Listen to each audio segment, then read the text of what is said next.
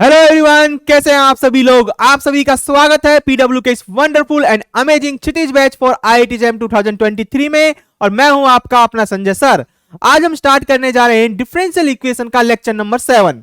और इस लेक्चर में जो हम टॉपिक्स कवर करेंगे वो टॉपिक है आपका रॉन्सकिन एंड वेरिएशन ऑफ पैरामीटर।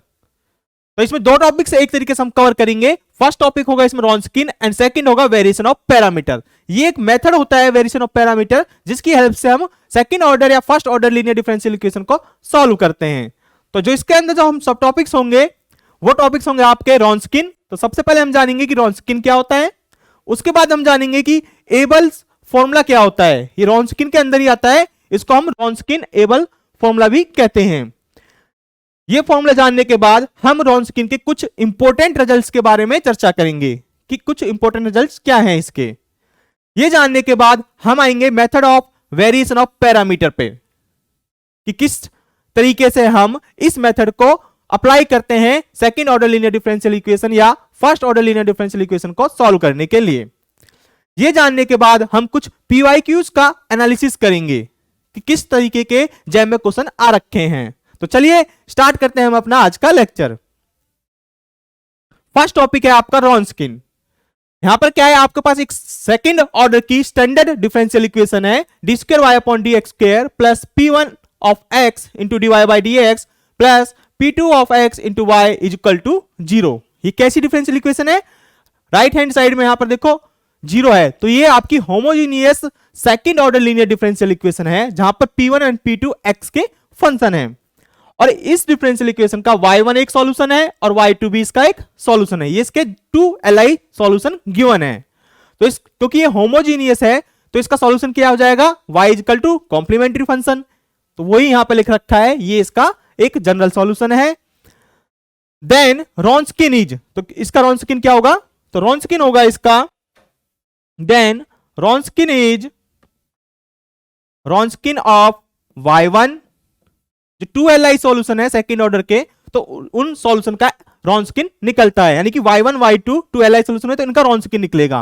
और y1 y2 किसके फंक्शन होंगे, x के। तो किसके इक्वल होता है रॉन्सकिन, ये इक्वल होता है डिटरमिनेंट ऑफ y1 y2, दोनों सॉल्यूशन लिखे आपने एक रो में। इसके बाद इनका derivative y1 dash y2 dash. यहां डैश का मतलब है derivative of y1 with respect to x and derivative of y2 with respect to x। इसका डिटरमिनेंट क्या निकल के आएगा, डिटरमिनेंट निकल के आएगा y1 into y2 dash minus y2 into y1 dash.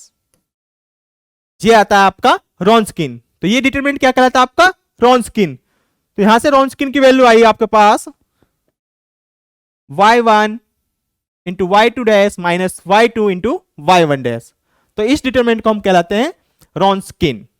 Okay, next है आपका, इसी के ऊपर देखो कुछ नोट्स निकलता है रॉन्सकिन का। क्या कहता है कि for the nth order differential equation, अगर आपके पास nth ऑर्डर की क्या है डिफरेंशियल इक्वेशन है, first derivative of Wronskian of any n solution, क्योंकि nth ऑर्डर डिफरेंशियल इक्वेशन उसके सॉल्यूशन कितने होंगे, उसके पास n Li सॉल्यूशन होंगे। n Li सॉल्यूशन होंगे तो इन Li सॉल्यूशन का हम क्या निकाल सकते हैं, रॉन्सकिन। तो जो रॉन्सकिन आएगा और उसका जो फर्स्ट डेरिवेटिव होगा इज ऑलवेज एग्जिस्ट, तो हमेशा क्या करेगा, वो एग्जिस्ट करेगा। Derivative of Wronskian first derivative is always exist, but higher order derivative may or may not be exist. लेकिन हायर ऑर्डर एग्जिस्ट कर भी सकता है और नहीं भी कर सकता। तो चलिए इस पॉइंट को हम समझते हैं कैसे। देखो रॉन्सकिन क्या बताया था मैंने आपको, रॉन्सकिन बताया था मैंने आपको, रॉन्सकिन अल्टीमेटली वो किसका फंक्शन होता था, x का। राइट, रॉन्सकिन किसका निकलता है, n सॉल्यूशन का। तो मैं यहां से निकालता हूं रॉन्सकिन 2 सॉल्यूशन, n इक्वल टू मैं यहां क्या ले लेता हूं, 2 ले लेता हूं। तो Wronskian of y1 y2 which is the function of x is equal to होता है determinant of y1 y2 y1 dash y2 dash. Right, ये अब मैं इसका डेरिवेटिव करता हूं, रॉन्सकिन का first derivative y1 y2 of x। देखो डिटरमिनेंट की फॉर्म में, तो इसका डेरिवेटिव कैसे फाइंड करते हैं, तो इसका डिटरमिनेंट फाइंड करते हैं रो वाइज। तो y1 as it is, y2 as it is. अब सेकंड रो का हम कर देते हैं डिफरेंशिएशन। तो y1 डैश पहले से एक वन टाइम डेरिवेटिव पहले से ही है, एक बार और करें तो डबल डैश आ गया, यानी कि two time derivative of y1 with respect to x। y2 का सिमिलरली डबल डैश हो जाएगा, प्लस अभी सेकंड रो हमने डेरिवेटिव करी है, अब हम फर्स्ट रो डेरिवेटिव करेंगे। तो फर्स्ट रो का डेरिवेटिव करेंगे तो ये बनेगा y1 डैश y2 डैश, और नीचे second row as it is रहेगी y1 डैश y2 डैश। तो एक तरीके से क्या कराया इसमें हमने, एक तरीके से प्रोडक्ट रूल लगाया रो वाइज, राइट। पहले सेकंड रो का डेरिवेटिव करा, फिर फर्स्ट रो का डेरिवेटिव करा। अब हमें पता है कि देखो इसमें दोनों रो सेम हो गई, जब या तो दोनों रो सेम हो या दोनों कॉलम सेम हो तो उसका डिटरमिनेंट जीरो हो जाता है। आप इसको फाइंड करोगे तो इसका डिटरमिनेंट क्या आएगा, जीरो। तो यहां से क्या आया, Wronskian dash of y1 y2 is equal to y1 y1 double dash y2 double dash plus zero. इसका क्या हो गया डिटरमिनेंट, जीरो, और ये एज इट इज। ओके, तो ये आया निकल के y1 y2 y1 double dash y2 double dash is equal to y1 y2 double dash minus y2 y1 double dash, right. ये आया आपका रॉन्सकिन निकल के, रॉन्सकिन का डेरिवेटिव, फर्स्ट डेरिवेटिव। ओके, अब हम इसका सेकंड डेरिवेटिव निकालते हैं। तो रॉन्सकिन डबल डैश यानी कि double derivative with respect to x is equal to, तो ये आपका सिंगल डेरिवेटिव आया था, तो इसका अगेन डेरिवेटिव करते हैं तो डबल डेरिवेटिव आ जाएगा। क्या आएगा देखो, सेकंड रो का डेरिवेटिव करते हैं, y1 ट्रिपल डैश हो जाएगा यहां से, y2 ट्रिपल डैश प्लस, अब फर्स्ट रो का derivative y1 dash y2 dash, second row as it is y1 double dash y2 double dash, right. हमारे पास थी second order linear differential equation. कैसी लीनियर डिफरेंशियल इक्वेशन थी, second order की, right, second order की, क्योंकि हम यहां पर टू सॉल्यूशन लेके चले हैं y1 y2। ओके, जब हम टू एलआई सॉल्यूशन लेके चल रहे हैं और इसका हम सेकंड रॉन्सकिन का सेकंड डेरिवेटिव निकाल रहे हैं, तो यहां पर आ रहा है y1 का ट्रिपल डैश यानी कि थर्ड डेरिवेटिव। तो सेकंड ऑर्डर डिफरेंशियल इक्वेशन के पास जरूरी नहीं है कि उसका थर्ड टाइम्स डेरिवेटिव एग्जिस्ट करे, राइट, क्योंकि थ्री टाइम्स डेरिवेटिव हो रहा है और हमारे पास सेकंड ऑर्डर की है, तो सेकंड टाइम तक तो एग्जिस्ट करेगा ही करेगा, लेकिन थर्ड टाइम तक जरूरी नहीं है कि एग्जिस्ट करे, कर भी सकता है और नहीं भी कर सकता। तो इस केस में ये क्या हो जाएगा, मे और मे नॉट एग्जिस्ट। तो पूरा का पूरा क्या हो जाएगा, complete may or may not exist. यहां से निकले क्या आएगा, which is implies may or may not exist,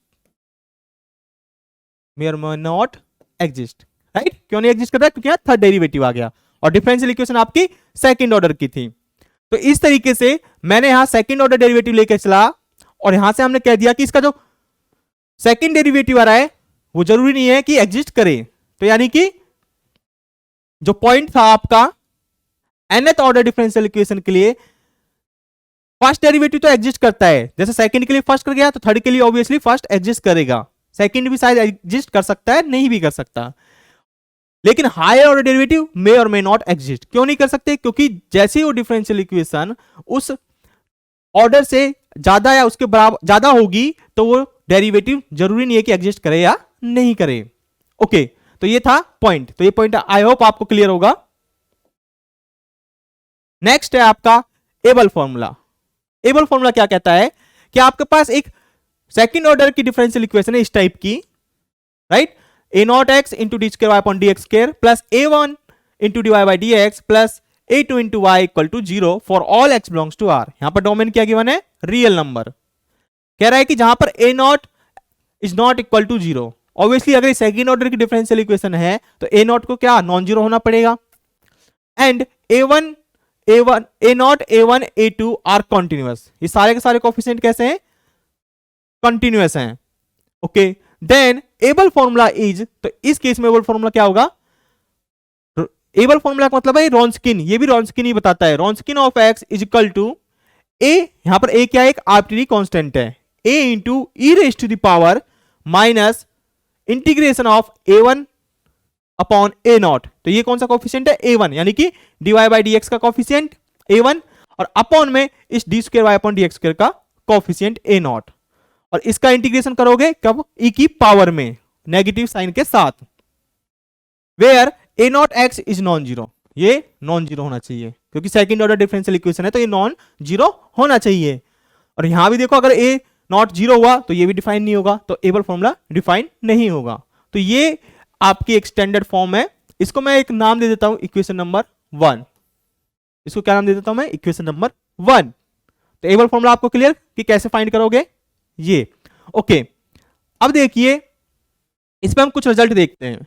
मान चलिए हमारे पास एक एक्स नॉट पॉइंट है, वो बिलोंग कर रहा है close interval a comma b में, and Wronskian of y1 comma y2 at the point x nought is equal to alpha.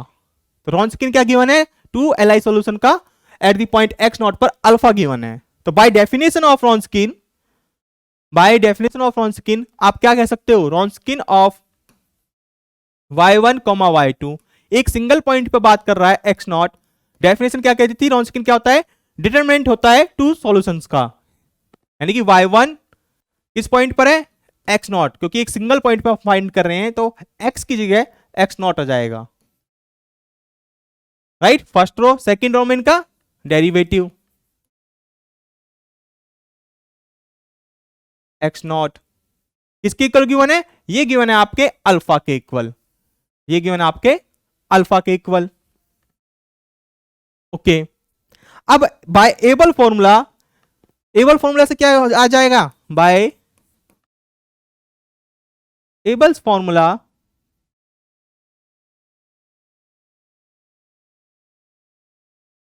Bye Abel's formula रॉन्सकिन,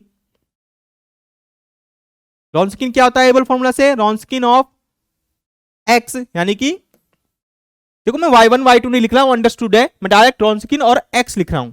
तो जनरल फॉर्मूला रॉन्सकिन का क्या था, is equal to a times e raise to the power minus,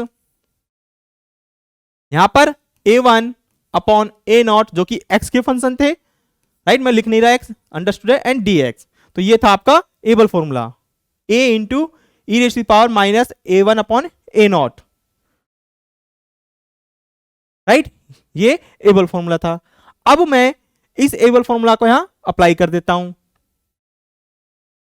या इस रॉन्सकिन की value देखो, able formula से एक पॉइंट, इसी पॉइंट पर x नॉट पर मैं इसकी वैल्यू निकालता हूं, यानी कि Wronskian of x nought is equal to जाएगा a e raise to the power minus a1 क्या था, x का फंक्शन था, तो मैं इसकी वैल्यू निकाल रहा हूं a1 की x नॉट पॉइंट पर, अपॉन a नॉट भी x का फंक्शन था, इसकी वैल्यू फाइंड कर रहा हूं x नॉट पॉइंट पर। ओके, तो डायरेक्ट यहां नहीं रख सकते वैल्यू, तो मैं इसको क्या कर रहा हूं, राइट, ये था, तो इसका इंटीग्रेशन में मान लेता हूं, जो इंटीग्रेशन आएगा a टाइम्स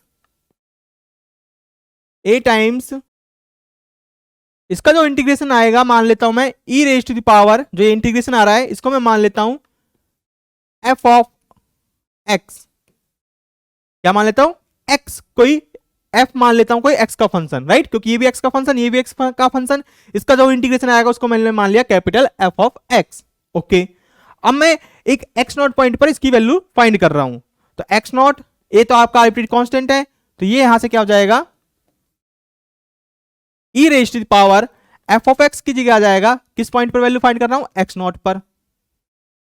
तो एबल फॉर्मूला से वैल्यू आ गई ये, तो देखो ये भी Wronskian at the point x naught, ये भी Wronskian x naught, right, at the point x not पर, तो ये दोनों की वैल्यूज क्या होंगी, इक्वल होंगी, इक्वल होंगी, तो यहां से क्या निकल के आएगा, ये निकल के आएगा which is implies alpha is equal to, यहां पर क्या है, अगर मैं इसको नाम दूं स्मॉल वन, राइट, रोमन में 1 and Roman 2, from equation number 1 and 2, यहां से आएगा from equation number 1 and 2 we get, हमें क्या मिलेगा, alpha is equal to a times e raise to the power f of x naught, right. यहां से alpha first equation से, और यहां से a into e raise to the power f of x naught. Okay, देखो यहां से हम आर्बिट्ररी कांस्टेंट की वैल्यू फाइंड करते हैं, तो विच इज इंप्लाइज, यहां से आर्बिट्ररी कांस्टेंट की वैल्यू क्या आएगी, ए इज इक्वल टू अल्फा, ये ई रेज टू द पावर इधर जाएगा तो पावर क्या हो जाएगी नेगेटिव में, तो e raise to the power minus f of x naught, तो ए की वैल्यू आई आर्बिट्ररी कांस्टेंट ए की दिस, राइट। अब इस वैल्यू को हम क्या कर देते हैं, पुट कर देते हैं, इसमें पुट करते हैं, हम इस वैल्यू को यहां पुट कर देते हैं, राइट, रॉन्सकिन के केस इसमें एबल फॉर्मूले में, तो क्या आएगा, तो आपका रॉन्सकिन ऑफ एक्स बनेगा, ए की वैल्यू आई alpha into e raise to the power minus f of x naught into e raise to the power, और उसका हमने माना था f of x integration, right. इसका इंटीग्रेशन हमने क्या माना था, इसका इंटीग्रेशन क्या है, capital f of x, minus का साइन इसी के साथ हमने एडजस्ट कर लिया था। ओके, अब देखो यहां से एक इंपॉर्टेंट रिजल्ट निकलता है, एक्सपोनेंशियल फंक्शन है, ये कभी क्या जीरो हो सकता है, एक्सपोनेंशियल फंक्शन कभी जीरो नहीं हो सकता किसी पॉइंट के लिए, राइट। तो ये हमेशा ग्रेटर देन जीरो, ये भी ग्रेटर देन जीरो, अब डिपेंड करता है अल्फा पर कि अल्फा क्या होगा, राइट। तो यहां से केस निकलता है, केसेस निकलते हैं, if alpha is equal to zero then Wronskian of x is zero, right, for all x,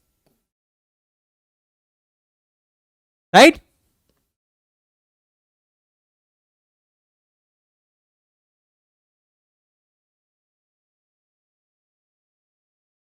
first case ये हुआ, सेकंड केस क्या निकल के आएगा यहां से, if alpha greater than zero then Wronskian of x is greater than zero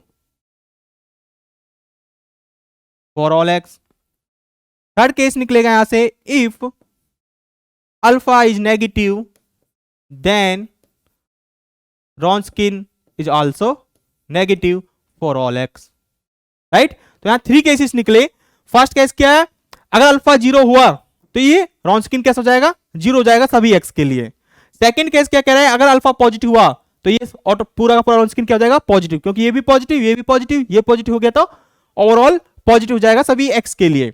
अगर alpha negative हुआ, जैसे ये नेगेटिव हुआ, positive positive positive positive and negative negative, तो पूरा का पूरा रॉन्सकिन कैसा हो जाएगा, नेगेटिव वैल्यू देगा आपको फॉर ऑल एक्स के लिए। तो ये आपका एक इंपॉर्टेंट रिजल्ट है कि रॉन्सकिन अगर जीरो हो गया तो थ्रू आउट वो जीरो रहेगा, अगर किसी पॉइंट पर पॉजिटिव हो गया तो थ्रू आउट वो पॉजिटिव रहेगा, अगर किसी पॉइंट पर नेगेटिव हो गया तो थ्रू आउट वो नेगेटिव रहेगा।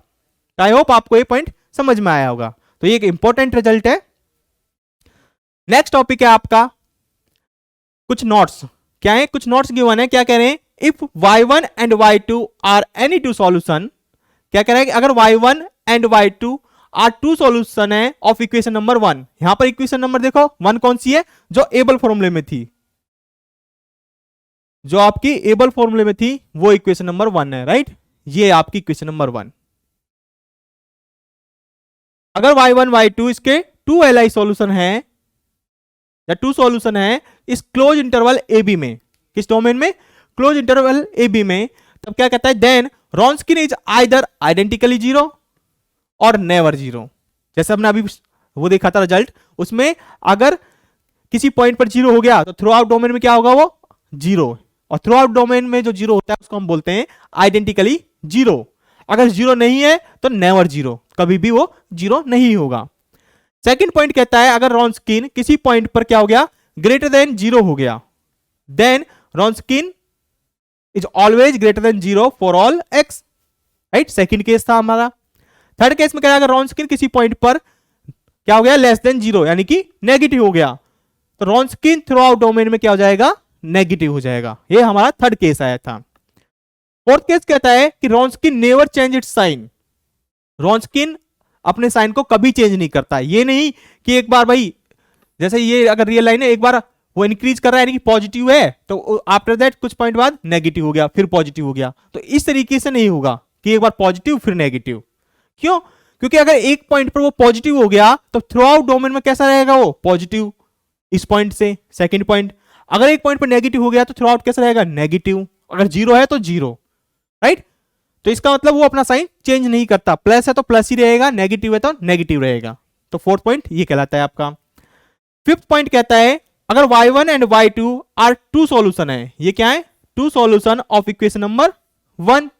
ओके, अगर इक्वेशन नंबर 1 के दो सॉल्यूशन है इस क्लोज इंटरवल ए बी में, देन दीज मतलब y1 and y2 are linearly dependent. LD का मतलब यहां पर क्या है, लीनियरली डिपेंडेंट होंगे। कब, इफ एंड ओनली इफ, केवल तभी जब रॉन्स्किन आइडेंटिकली जीरो होगा फॉर ऑल एक्स। यहां फॉर ऑल एक्स का मतलब थ्रू आउट डोमेन जो क्वेश्चन में गिवन होगी, उस थ्रू आउट डोमेन में अगर आइडेंटिकली जीरो है तो आपके सॉल्यूशन लीनियरली डिपेंडेंट हैं। और सिक्स पॉइंट कहता है, सिक्स पॉइंट आपका कहता है अगर y1 and y2 are linearly independent, y1 and y2 को आप लीनियरली इंडिपेंडेंट कहोगे इफ एंड ओनली इफ अगर रॉन्स्किन इन दो सॉल्यूशनों का क्या है, नॉन जीरो, यानी कि आइडेंटिकली नॉन जीरो है, राइट। ये आइडेंटिकल साइन और ये क्रॉस हो रहा है, यानी कि आइडेंटिकली वो जीरो नहीं होना चाहिए, यानी कि किसी भी पॉइंट पे वो जीरो नहीं होना चाहिए, राइट। तो ये आपका सिक्स पॉइंट कहता है। ओके, ये पॉइंट आई होप आपको क्लियर होंगे, समझ आए होंगे। आगे बढ़ते हैं, देखिए कुछ एग्जांपल से समझते हैं इन पॉइंट्स को। y1 इक्वल टू x, तो आपको फर्स्ट सॉल्यूशन दे रखा है x, सेकंड सॉल्यूशन दे रखा है x e raise to the power x into e raise to the power x are two solution of the differential equation this. तो ये आपको एक डिफरेंशियल इक्वेशन दे रखी है, ये स्टैंडर्ड फॉर्म में यहां पर a नॉट एक्स स्क्वायर है, a1 आपका minus x into x plus one है और a2 x प्लस टू है। अब पूछ क्या रहा है, पूछा है कि find the largest interval in which y1 and y2 are li। आपको इंटरवल बताना है जिसमें y1 और y2 क्या है, li है। तो वो लार्जेस्ट इंटरवल क्या होगा, तो चलिए li की बात हो रही है तो हम रॉन्स्किन से फाइंड कर सकते हैं। तो हम इसका रॉन्स्किन निकालते हैं y1 एंड y2 का। ओके, y1 एंड y2 आपको गिवन है, तो इसका सॉल्यूशन जो होगा रॉन्स्किन of y1 y2 of x क्या होगा, y1 क्या गिवन है आपको, मैं पहले फॉर्मूला लिख देता हूं, y1 y2 y1 dash y2 dash, right. जब आपको y1 y2 गिवन है तो आप इस डेफिनेशन से यूज करोगे, रॉन्स्किन की डेफिनेशन से रॉन्स्किन निकालोगे। अगर y1 y2 गिवन नहीं है तो आप एबल फॉर्मूला से रॉन्स्किन निकालोगे।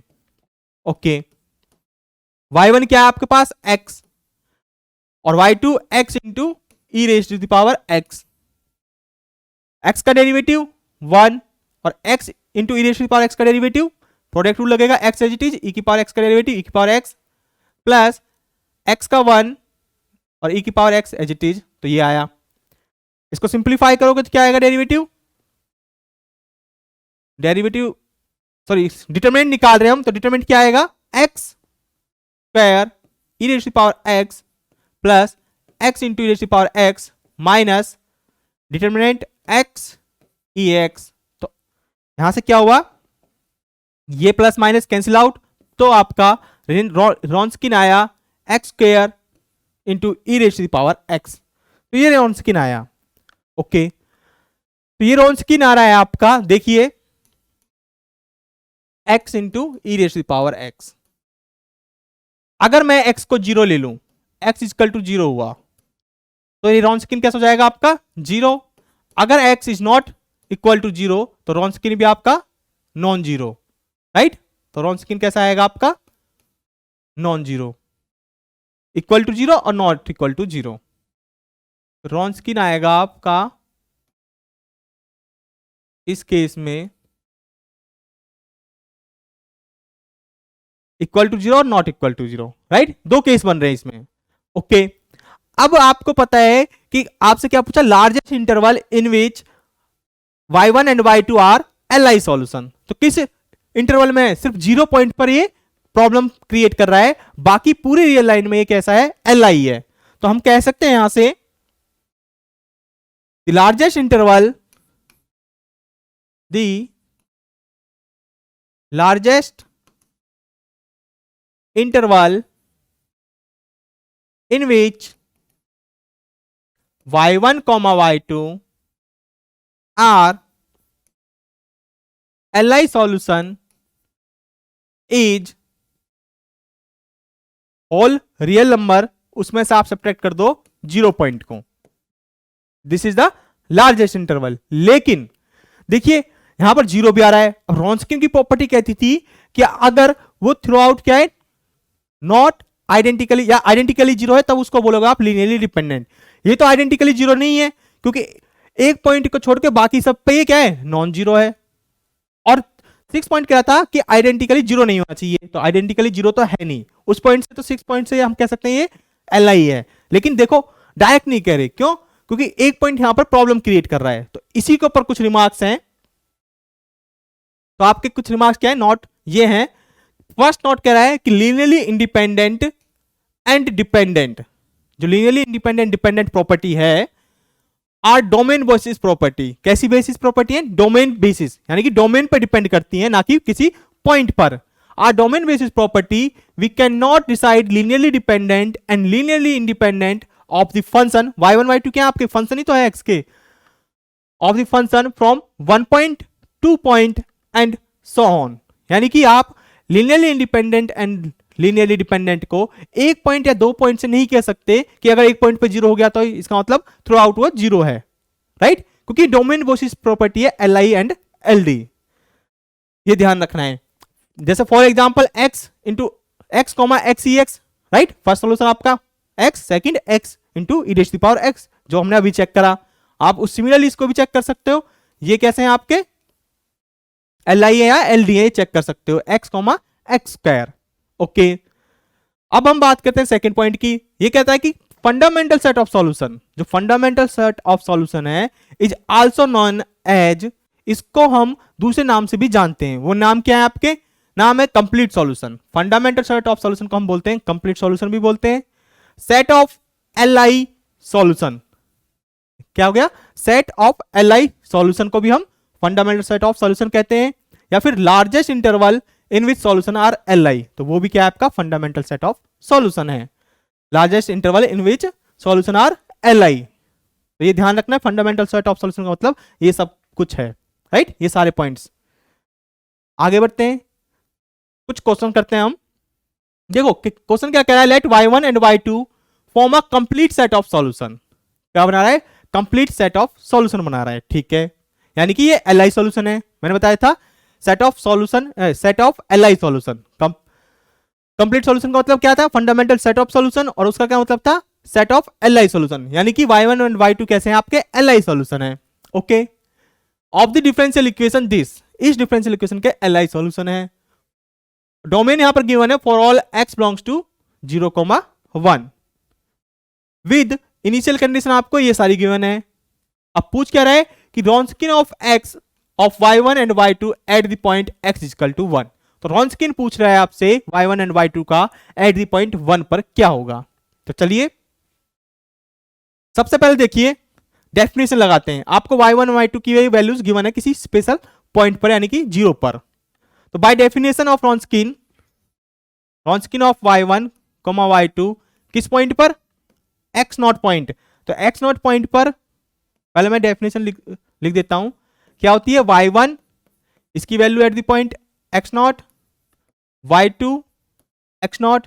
तो y1 का डेरिवेटिव आएगा, उसकी value at the point x naught, y2 dash की value at the point x not पर, राइट, एक स्पेसिफिक पॉइंट पर ये डेफिनेशन बन गई।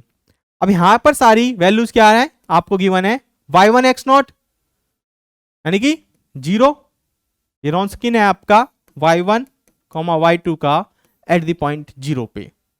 तो y1 0 0 गिवन, y2 0 पर 1 गिवन, y1 डैश ये रहा 0 पर 1 गिवन, y2 डैश 0 ये 1 गिवन। तो इसका डिटरमिनेंट फाइंड करोगे कितना आएगा, 0 minus 1 is equal to 1, right. तो क्या आया आपका इसमें, रॉन्सकिन आया एट द पॉइंट 0 पर 1। ओके, रॉन्सकिन तो आ गया 1 इस डेफिनेशन से। अब आपको रॉन्सकिन निकालना है जनरल फॉर्मूला, राइट। पहले तो WX निकालना है, WX मतलब रॉन्सकिन एट द पॉइंट X पर। उसके बाद फिर आपको X की वैल्यू 1 पुट करनी है। तो अब यहां पर यूज होगा एबल फॉर्मूला। कौन सा, एबल फॉर्मूला, क्योंकि आपको y1 एंड y2 गिवन नहीं है एग्जैक्ट क्या है, तो यहां से आप डायरेक्ट WX नहीं निकाल सकते, तो इसमें एबल फॉर्मूला यूज करोगे आप। तो एबल फॉर्मूला कहता है बाय एबल्स फॉर्मूला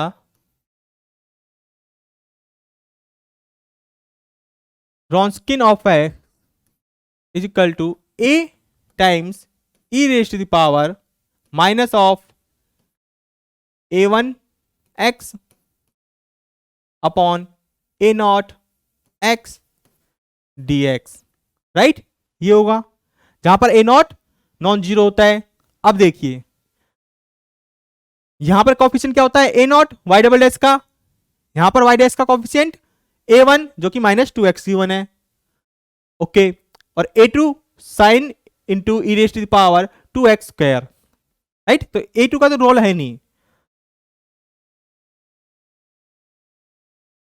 तो अब हम यहां पर करते हैं, इसकी सबसे पहले वैल्यू फाइंड कर लेते हैं हम एट द पॉइंट 0 पे, राइट। रॉन्सकिन की वैल्यू एट द पॉइंट 0 पे, तो x नॉट यहां पर क्या हो गया 0। तो पहले इसका इस फॉर्मूले से रॉन्सकिन फाइंड करते हैं। तो यहां से आएगा a e raise to the power minus a1 क्या गिवन है आपको, a1 है माइनस के 2x, minus 2x, a not क्या है y डबल एस का कोफिशिएंट 1 dx, राइट। ओके, तो a e raise to the power, ये माइनस का था, माइनस माइनस प्लस 2x, तो e raise to the power integration of 2x dx, और इसका इंटीग्रेशन आएगा x square, right, a into e raise to the power x square. तो Abel फॉर्मूले से आपका रॉन्सकिन आया है a times e raise to the power x square, right. अब इसकी आप वैल्यू फाइंड कर लो एट द पॉइंट 0 पे। तो Wronskian at the point 0 a into e raise to the power 0 is equal to a, ये क्या आ गया a, और यहां से हमें पता है कि रॉन्सकिन की वैल्यू एट द पॉइंट 0 पर कितनी है, बाय डेफिनेशन 1। तो यानी कि यहां वैल्यू पुट कर देते हैं 1, तो a की वैल्यू आ गई 1, यानी कि आपका रॉन्सकिन बना, रॉन्सकिन ऑफ x, इस a की वैल्यू अब एबल फॉर्म में पुट कर दो, तो ये आया e raise to the power x square, क्या आया e raise to the power x square, right. देखो ध्यान से, हमने सबसे पहले क्या करा, हमने सबसे पहले रॉन्सकिन की डेफिनेशन लगाई जो डिटरमिनेंट की फॉर्म में थी। यहां से एट द पॉइंट 0 पे हमने रॉन्सकिन निकाल लिया कि इस पॉइंट पर रॉन्सकिन की क्या वैल्यू आ रही है। ओके, हमसे वो रॉन्सकिन पूछ रहा था, तो हमें रॉन्सकिन भी चाहिए, और यहां पर y1 एंड y2 आपके गिवन नहीं है कि क्या फंक्शन है, तो हमें यहां पर एबल फॉर्मूला का यूज करना होगा। तो एबल फॉर्मूला का यूज करते हुए आपका जो रॉन्सकिन आया a times e raise to the power x square आया। ओके, हमें एक पॉइंट पर इसकी वैल्यू पता है, तो हमने x की जगह 0 पुट कर दिया। तो एबल फॉर्मूले से यहां से a equal to Wronskian at the value 0 पाया, जो कि वैल्यू आई थी 1, यानी कि आर्बिट्रेरी कांस्टेंट a की वैल्यू आ गई 1।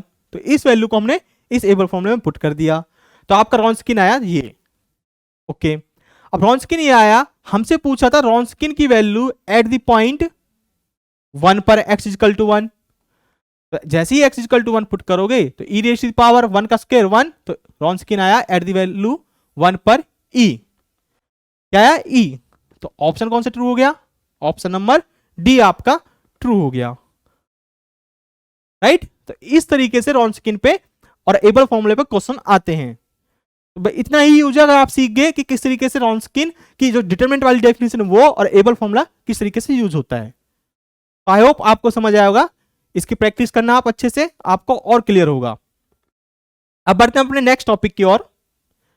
देखिए यहां कुछ रिजल्ट्स हैं। क्या कहता है कि using of Wronskian, result number 1, using of Wronskian two solution of homogeneous differential equation on close interval a b are linearly dependent. Second order linear differential equation की बात कर रहे हैं। अगर आप रॉन्स्किन का यूज करते हुए चेक करना चाहते हो कि दो सॉल्यूशन आपके y1 एंड y2 कब डिपेंडेंट होते हैं, तो डिपेंडेंट तब होंगे इफ, कब, they have common zero. y1 and y2 के पास क्या होना चाहिए, कॉमन जीरो होना चाहिए। यानी कि अगर y1 x नॉट पे जीरो हो रहा है तो y2 भी x नॉट पे जीरो होना चाहिए। दोनों के दोनों x नॉट पे जीरो हो रहे हैं, तो x नॉट क्या हो गया आपका, common zero.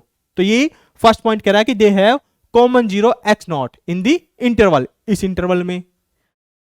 They have maximum और minimum at the same point, तो सेम पॉइंट पर या तो मैक्सिमम होना चाहिए उनके पास या इन्फिमम होना चाहिए।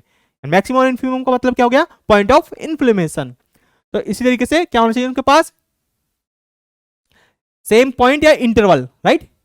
सेम पॉइंट में भी या सेम इंटरवल में भी उसके पास या तो मैक्सिमम होना चाहिए या मिनिमम होना चाहिए, और कॉमन पॉइंट ऑफ एक्सट्रीमम, या उनके पास कॉमन पॉइंट ऑफ एक्सट्रीमम हो। एक्सट्रीमम का मतलब वही या तो मैक्सिमा या मिनिमा। अगर सेम पॉइंट और सेम इंटरवल में उसके पास क्या है, इन दोनों के पास या तो मैक्सिमा है या मिनिमा है, तो हम कहेंगे कि y1 एंड y2 कैसे हैं, लीनियरली डिपेंडेंट है। थर्ड पॉइंट कहता है x not be the repeated zero of either y1 और y2, राइट। यहां डबल रिपीट हो गया, यहां कह सकते हो x not be the repeated zero of either y1 और y2, या तो y1 के x नॉट रिपीटेड जीरो हो या y2 के रिपीटेड जीरो हो। तो दोनों में से किसी एक सॉल्यूशन के पास अगर रिपीटेड जीरो है, y1 एंड y2 इन दोनों में से किसी एक के पास रिपीटेड जीरो है, तो आप कहोगे कि y1 एंड y2 दोनों सॉल्यूशन कैसे हैं, लीनियरली डिपेंडेंट हैं। तो ये था आपका थर्ड पॉइंट कि अगर किसी एक के पास रिपीटेड जीरो है तो आप कहोगे कि दोनों जो y1 एंड y2 गिवन है वो कैसे हो जाएंगे, लीनियरली डिपेंडेंट हो जाएंगे। आगे बढ़ते हैं। रिजल्ट नंबर 2 है आपका, अगर y1 and y2 are Li solution, यानी कि y1 एंड y2 को आप Li सॉल्यूशन बोलोगे ऑफ डिफरेंशियल इक्वेशन, देन कब, दे does not have a common zero. अगर उनके पास कॉमन जीरो नहीं है तो y1 एंड y2 कैसे हो जाएंगे, आपके Li सॉल्यूशन हो जाएंगे। अगर कॉमन जीरो था तो वो LD हो जाते हैं, प्रीवियस केस में देखा था हमने। दे does not have repeated zero, और उनके पास रिपीटेड जीरो भी नहीं होनी चाहिए। अगर रिपीटेड जीरो हो गई तो बाय प्रीवियस रिजल्ट हम कह सकते हैं कि ये कैसा होगा, आपका सॉल्यूशन कैसे हो जाएंगे, लीनियरली डिपेंडेंट हो जाएंगे। तो इसलिए जब Li बोलेंगे तो उनके पास रिपीटेड जीरो भी नहीं होने चाहिए। थर्ड पॉइंट कहता है कि दे does not have a common point of extremum, यानी कि उनके पास कॉमन पॉइंट ऑफ एक्सट्रीमम नहीं होना चाहिए। यानी कि अगर y1 आपका x नॉट पॉइंट पर मैक्सिमा या मिनिमा रख रहा है तो y2 को भी मैक्सिमा या मिनिमा नहीं रखना चाहिए। अगर रखेगा तो वो लीनियरली डिपेंडेंट हो जाएंगे, अगर नहीं रखते तो y1 और y2 कैसे हो जाएंगे, आपके Li हो जाएंगे। नेक्स्ट टॉपिक है आपका method of variation of parameter for solving first order linear differential equation. तो पहले हम यहां लिख लेते हैं कि first order linear differential equation क्या होती है। तो first order linear differential equation होती है आपकी dy by dx plus p of x into y is equal to q of x। ये आपकी first order linear differential equation है जहां पर px एंड qx क्या है, फंक्शन ऑफ x है। अब इसको आपको सॉल्व करना है वेरिएशन ऑफ पैरामीटर से। तो वेरिएशन ऑफ पैरामीटर क्या कहता है, तो इसमें कुछ स्टेप्स हैं तो हम लिखते हैं। स्टेप फर्स्ट कहता है कि right the differential equation in standard form.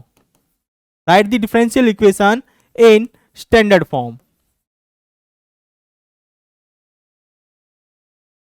अगर आपके पास कोई क्वेश्चन में गिवन है first order linear differential equation, आपको उसको सॉल्व करना है वेरिएशन ऑफ पैरामीटर से, तो आपको क्या करना होगा, उसको इस स्टैंडर्ड फॉर्म में पहले कन्वर्ट करना होगा। तो सबसे पहले आपको लिखनी है स्टैंडर्ड फॉर्म। वो क्या आएगी, यहां से देखो स्टैंडर्ड फॉर्म आपके पास आएगी इस फॉर्म की, यानी कि इस फॉर्म में आप कन्वर्ट करोगे dy by d x plus p into y, जहां पर p x का फंक्शन है, is equal to q। First case ही हो गया, आप इसको इस स्टैंडर्ड फॉर्म में लेकर आओगे डिफरेंशियल इक्वेशन को। सेकंड स्टेप कहता है, step number 2, put Q of x is equal to 0। Q of x को हम 0 क्यों पुट कर रहे हैं? क्योंकि देखो कंप्लीट सॉल्यूशन इस केस में होगा C F plus P I, right. तो यहां पर क्यू एक्स है तो इसका सी एफ भी निकलेगा, तो आप क्यू को आप पुट करोगे यहां 0। तो सेकेंड स्टेप में आप पुट करोगे Q is equal to 0 and find, और फाइंड क्या करना है आपको? C F, find C F, C F आप फाइंड करोगे। ओके, तो आपकी डिफरेंशियल इक्वेशन क्या हो जाएगी इस केस में? फर्स्ट ऑर्डर डिफरेंशियल इक्वेशन है, हो जाएगी dy by d x plus p into y is equal to 0। ये हो गई, इसको सॉल्व करोगे और CF फाइंड करोगे। CF मतलब कॉम्प्लीमेंट्री फंक्शन। स्टेप नंबर 3 कहता है, step number 3 PI is equal to होता है, तो PI का फॉर्मूला क्या होगा इस केस में? वेरिएशन ऑफ पैरामीटर से देखो CF निकालना है आपको, तो CF जो इस केस में आएगा, CF इस केस में आएगा, यहां पहले CF लिख लेते हैं। CF is equal to C times U of x, मान चलो क्या आ गया UF, क्योंकि फर्स्ट ऑर्डर के तो एक ही आर्बिट्रेरी कांस्टेंट रहेगा, C टाइम्स UX, जहां पर C आर्बिट्रेरी कांस्टेंट है और UX आपका कोई फंक्शन निकल के आया इसका सॉल्यूशन। ओके, अब स्टेप नंबर 3 में आपको निकालना है PI। PI is equal to हो जाता है, इसका जो फॉर्मूला होता है वो है U of x integration Q of x upon U of x dx। ये क्या है आपका? ये फॉर्मूला हो गया आपका PI निकालने का। तो PI निकालोगे आप, ये वैल्यू पुट करोगे, राइट। क्या होगा देखो, UX तो आपका आगे CF आ गया, तो उसमें जो UX है वो आप लिखोगे UX into integration of Q of x, जहां पर Q ऑफ एक्स आपका राइट हैंड साइड में था, अपॉन में UX, इसका इंटीग्रेशन करोगे और UX से मल्टीप्लाई कर दोगे, तो ये आएगा आपका PI। अब स्टेप नंबर 4 में आपको क्या करना है? कंप्लीट सॉल्यूशन लिखना है। Step number 4, general solution, find general solution, और जनरल सॉल्यूशन इस केस में क्या हो जाएगा? जनरल सॉल्यूशन इस केस में हो जाएगा आपका y is equal to CF plus PI।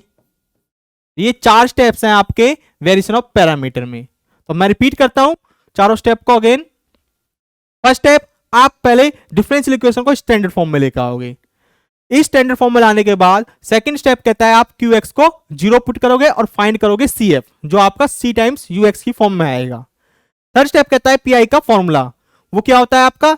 UX into integration of QX upon UX into DX, तो ये वैल्यू फाइंड करोगे आपका PI आ जाएगा। लास्ट स्टेप कहता है आपका लिखना है आपको जनरल सॉल्यूशन, यानी कि कंप्लीट सॉल्यूशन, वो क्या होगा? y equal to CF plus PI, तो ये आपका होता है कंप्लीट सॉल्यूशन। अब देखिए, इसको हम एक एग्जांपल से समझने की कोशिश करते हैं। आपको एग्जांपल गिवन है ये, राइट। अब इसको सबसे पहले स्टेप नंबर 1 क्या कहता है? Right this in a standard form. तो स्टेप नंबर 1 कहता है right the given differential equation in standard form, in standard form. तो स्टैंडर्ड फॉर्म में लिखना है आपको, तो इसके dy बाई डी एक्स का कोफिशिएंट 1 होना चाहिए, तो x प्लस 4 से इसको डिवाइड कर देते हैं थ्रू आउट, तो क्या आएगा? dy by d x plus 3 upon x plus 4 into y is equal to 3 upon x plus 4। ये आ गया आपकी स्टैंडर्ड फॉर्म में। ओके, स्टेप नंबर 2 कहता है कि अगर QX है उसको 0 पुट करना है, put Q of x is equal to 0 and find CF, और क्या फाइंड करना है आपको? कॉम्प्लीमेंट्री फंक्शन फाइंड करना है। तो यहां से इक्वेशन आपकी बनेगी dy by d x plus 3 upon x plus 4 into y is equal to 0। अब इसको सॉल्व करना है और आपको CF फाइंड करना है। ओके, देखिए मैं इस टर्म को उस साइड ले जाता हूं, तो ये टर्म्स क्या होगी आपकी? यहां से आएगा आपके पास निकल के dy बाई डी एक्स, इसको मैं इधर ले गया तो ये बन गया negative of 3 upon x plus 4, 3 upon x plus 4 into y. अब इसको मैं वेरिएशन ऑफ यानी कि सेपरेशन ऑफ वेरिएबल लगा लेता हूं। इसमें सेपरेशन ऑफ वेरिएबल लगाऊंगा तो ये इंप्लाइज करेगा d y upon y minus 3 upon x plus 4 यहां से d x, which is implies integrating करूंगा both side, integrating both side तो क्या मिलेगा, integration d y upon y is equal to integration minus 3 upon x plus 4 d x plus c, एक arbitrary constant. Okay, तो integration होकर यहां से आएगा logarithm of y is equal to minus 3 logarithm of x plus 4 plus जो सी है उसको भी मैं एक आर्बिट्ररी कांस्टेंट मान लेता हूं लॉगरिथम की फॉर्म में, लॉगरिथम ऑफ सी, राइट। सी क्या आपका आर्बिट्ररी कांस्टेंट है, इसको मैं लॉगरिथम ऑफ सी भी मान लेता हूं क्योंकि सारी टर्म्स आपकी लॉगरिथम में है। ओके, तो यहां से क्या निकल के आएगा, logarithm of y is equal to logarithm of x plus 4 raise to power minus 3 into C, logarithm की प्रॉपर्टी यूज करते हुए यहां से आएगा y is equal to C upon x plus 4 की पावर क्यूब, राइट। तो y इज इक्वल टू आया C upon x plus 4 की पावर क्यूब, तो यानी कि ये आया आपका CF, किस फॉर्म में, CF आपका आया C into u of x, right. तो यहां पर u ऑफ एक्स क्या हो गया, हेयर u ऑफ एक्स हो गया आपका 1 अपॉन एक्स प्लस 4 की पावर क्यूब। अब स्टेप नंबर 3 क्या कहता था, स्टेप नंबर 3 कहता था आपको पीआई निकालने के बारे में। स्टेप नंबर 3, तो पीआई क्या होता था इस केस में, पीआई होता था आपका PI is equal to u of x integration Q of x upon u of x dx, right. ये पीआई का फॉर्मूला था। अब सारी वैल्यू यहां पर पुट कर दो, u आपके पास आ गया है, q आपके पास था ही, q आपके पास क्या था 3 अपॉन एक्स प्लस 4, ये सारी वैल्यूज पुट कर देते हैं हम। तो आपके पास pi निकल के आएगा, pi is equal to u of x 1 upon x plus 4 raise to the power cube,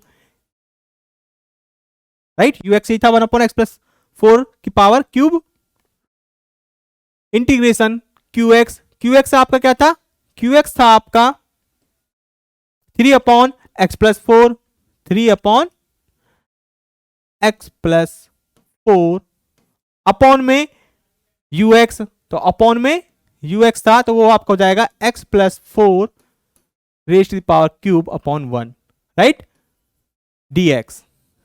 जब इसके अपॉन में लिखोगे 1 अपॉन इसको और उसको रेसिप्रोकल करोगे तो ये आएगा आपका is equal to 1 upon x plus 4 cube integration 3 times x plus 4 square dx। ये आपका हुआ 3 में यहां बाहर लेता हूं कांस्टेंट टर्म में, एक्स प्लस 4 क्यूब, इसका स्क्वायर ओपन कर देता हूं मैं, तो एक्स स्क्वायर 4 का स्क्वायर 16 2ab 8x, इसका इंटीग्रेशन, तो ये हुआ 3 अपॉन एक्स प्लस 4 क्यूब, यहां से आएगा x cube by 3 16x plus x square by 8x square by 2 और यहां होगा 4, तो ये आया आपका पीआई। अब आपका कंप्लीट सॉल्यूशन क्या होता है, स्टेप नंबर 4 कंप्लीट सॉल्यूशन, जो कि होता है y is equal to CF plus PI, जो कि इस केस में होगा y is equal to CF आया था आपका C ux था वहां पर 1 upon x plus 4 cube plus pi आया आपका 3 टाइम्स एक्स प्लस 4 क्यूब और इसके इनटू में है x cube by 3 plus 16x plus 4x square. तो इस तरीके से आपको वेरिएशन ऑफ पैरामीटर का यूज करते हुए CF एंड PI निकालना है। ये आपका हुआ सॉल्यूशन। नेक्स्ट है अब आपका topic method of variation of parameter for second order linear differential equation. क्या है? Second order linear differential equation के लिए वेरिएशन ऑफ पैरामीटर का मेथड क्या होता है। तो सबसे पहले हम यहां पर लिख लेते हैं second order linear differential equation जो स्टैंडर्ड टाइप की होगी आपकी, वो होगी d square y upon d x square plus p of x into d y upon d x plus q of x into y is equal to r of x, जहां पर P Q and are क्या है? Function of x हैं। ये आपकी क्या होगी? Standard form होगी सेकंड ऑर्डर की। इसमें भी आपके पास 4 स्टेप होंगे। स्टेप नंबर 1 में क्या है? Right the differential equation in standard form. तो स्टेप नंबर 1 में आपको कोई भी डिफरेंशियल इक्वेशन दे रखी हो सेकंड ऑर्डर की, आप सबसे पहले उसको इस स्टैंडर्ड फॉर्म में कन्वर्ट करोगे। Write the differential equation in standard form, in standard form. Standard form कौन सी आपकी? यही वाली, यानी कि d square y upon d x square plus p d y by d x plus q into y is equal to r, जहां पर P Q and are क्या है? एक्स के फंक्शन है। यह आपका होगा स्टेप नंबर 1। स्टेप नंबर 2 में क्या करोगे? स्टेप नंबर 2 जिस तरीके से variation of parameter for solving first order linear differential equation में था, वो भी सेम यहीं पर इसी तरीके से है। पुट करोगे आर एक्स इजकल टू 0। वहां पर राइट हैंड साइड में क्या था फर्स्ट ऑर्डर में? क्यू एक्स, और यहां पर क्या है आपका? R x, right. तो ये ध्यान रखना, यहां पर आर एक्स है। तो put r x is equal to 0 and find C F, find C F यानी कि कॉम्प्लीमेंट्री फंक्शन। तो इस केस में डिफरेंशियल इक्वेशन आपकी हो जाएगी d square y upon d x square plus p d y by d x plus q into y is equal to 0। और इस केस में जो आपका सी एफ आएगा, C F is equal to आएगा, क्योंकि second order linear differential equation है तो 2li सोल्यूशन एग्जिस्ट करेंगे। तो C1 into u of x plus C2 into v of x. तो 2li सोल्यूशन में क्या मान रहा हूं यहां पर? ux और vx। तो ux और vx क्या आपस में li सोल्यूशन है, तो इनका लीनियर कॉम्बिनेशन क्या देगा आपको? cf। तो ये हो गया आपका step number 2। Step number 3, step number 3 में क्या निकालते हैं हम? पीआई। तो यहां पर पीआई निकालने का जो फॉर्मूला हो जाएगा वो हो जाएगा, देखो ux एंड vx यहां फाइंड कर चुके हैं आप, तो यहां पर आपको क्या करना है? ux into f of x plus v of x into g of x.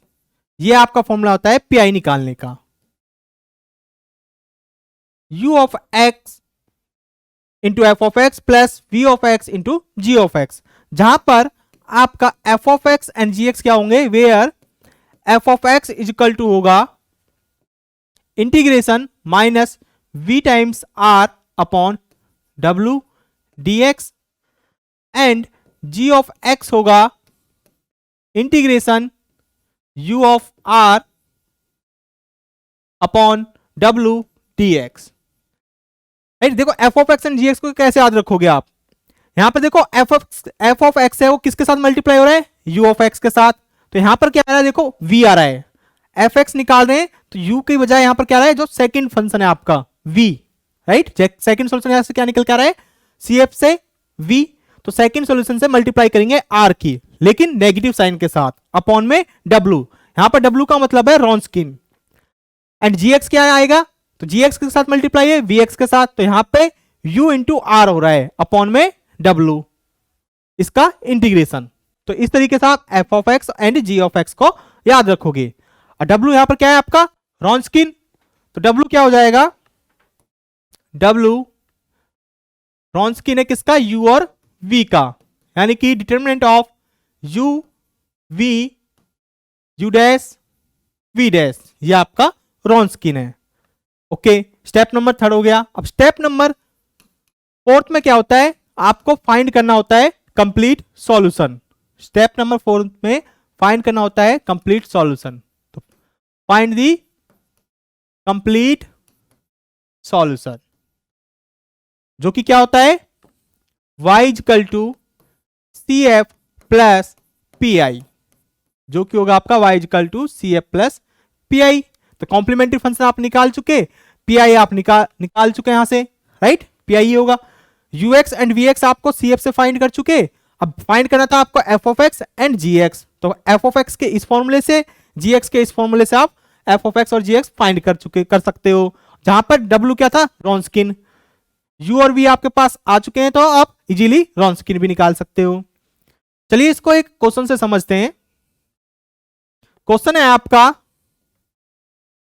D square y upon d x square plus y equal to cosec x.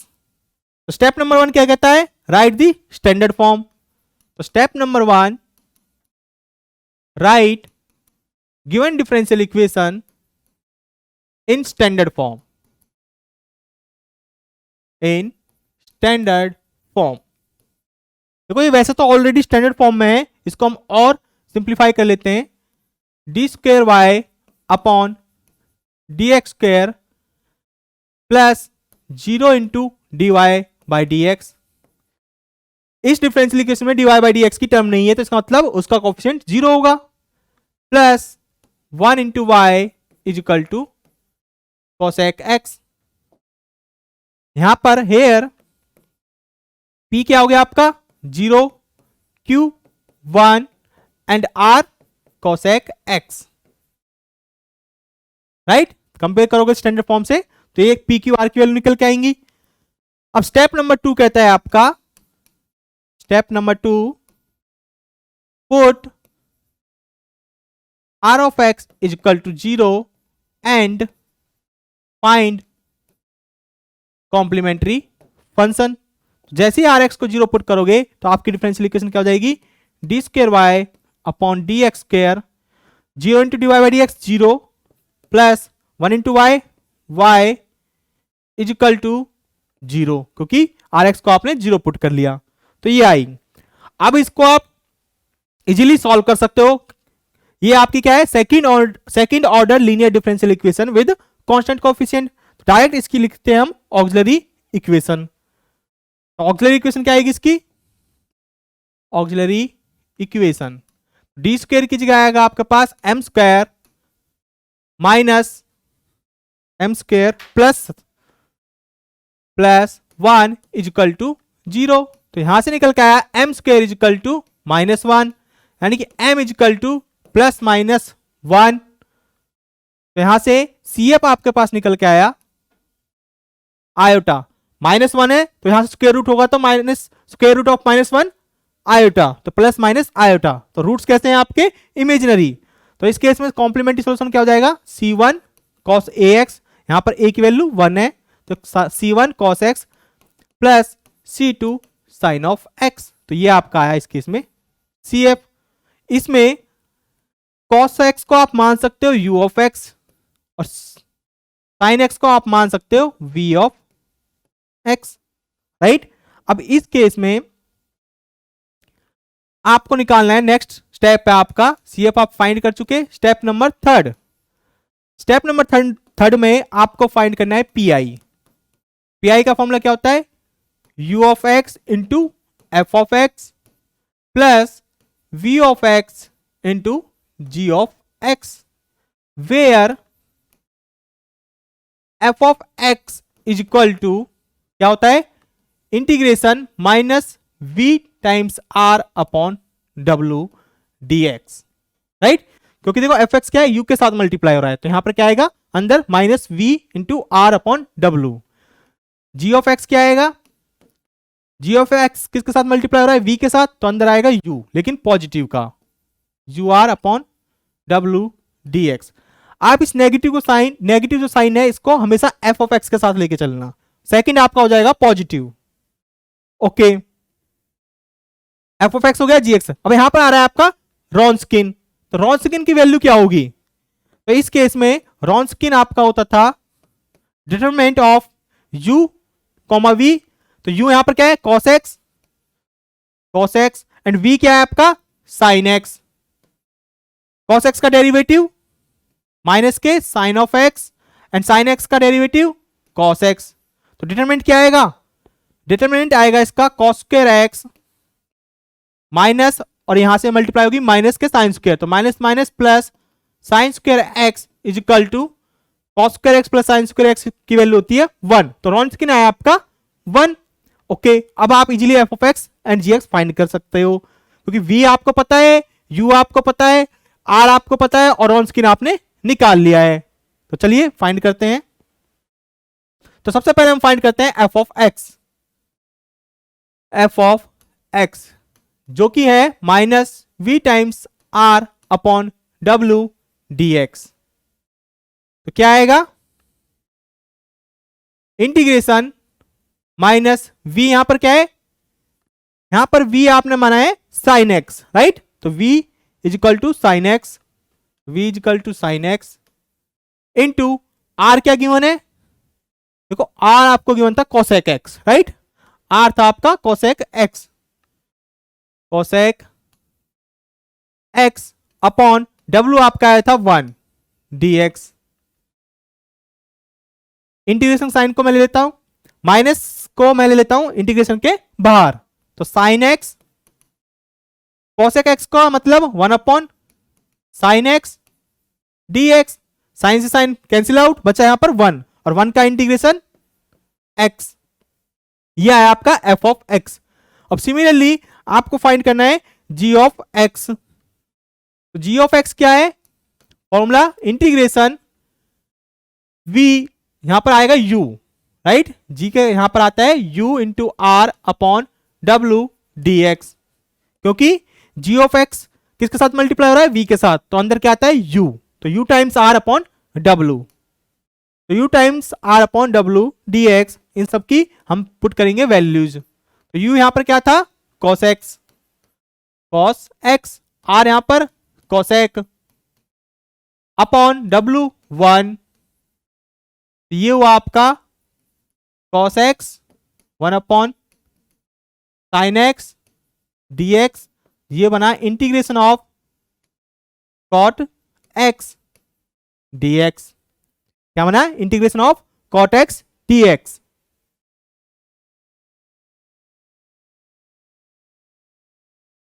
और इस इंटीग्रेशन cot ऑफ x का इंटीग्रेशन क्या होता है? log of sine x. तो इस case में g of x है आपका log of sine x. Okay, ये सारी वैल्यूज हम पुट कर देते हैं पीआई में, और पीआई आपका क्या था? पीआई इज इक्वल टू था आपका u times f of x plus v times g of x, जहां पर u था आपका cos x और f ऑफ x क्या निकल के आया था? f ऑफ x निकल के आया माइनस एक्स, तो ये बना माइनस एक्स प्लस v था आपका sine x and g of x क्या निकल के आया?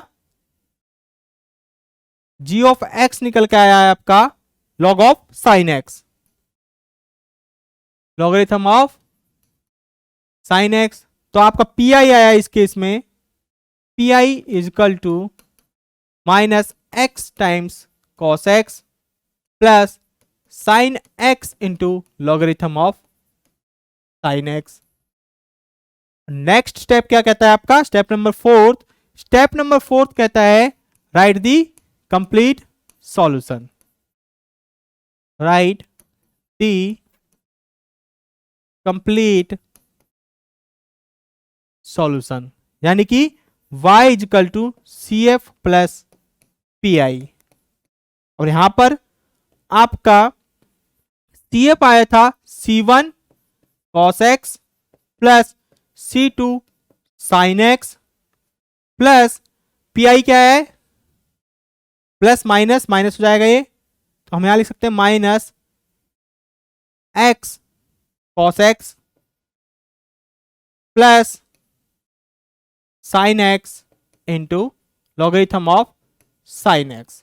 ये आपका आया complete solution by using variation of parameter. तो इस तरीके से आप वेरिएशन ऑफ पैरामीटर का यूज करते हुए सॉल्यूशन फाइंड कर सकते हो। चलिए हम इसको एक और एग्जांपल से समझने की कोशिश करते हैं ताकि अच्छे से आपको variation of parameter method clear हो सके।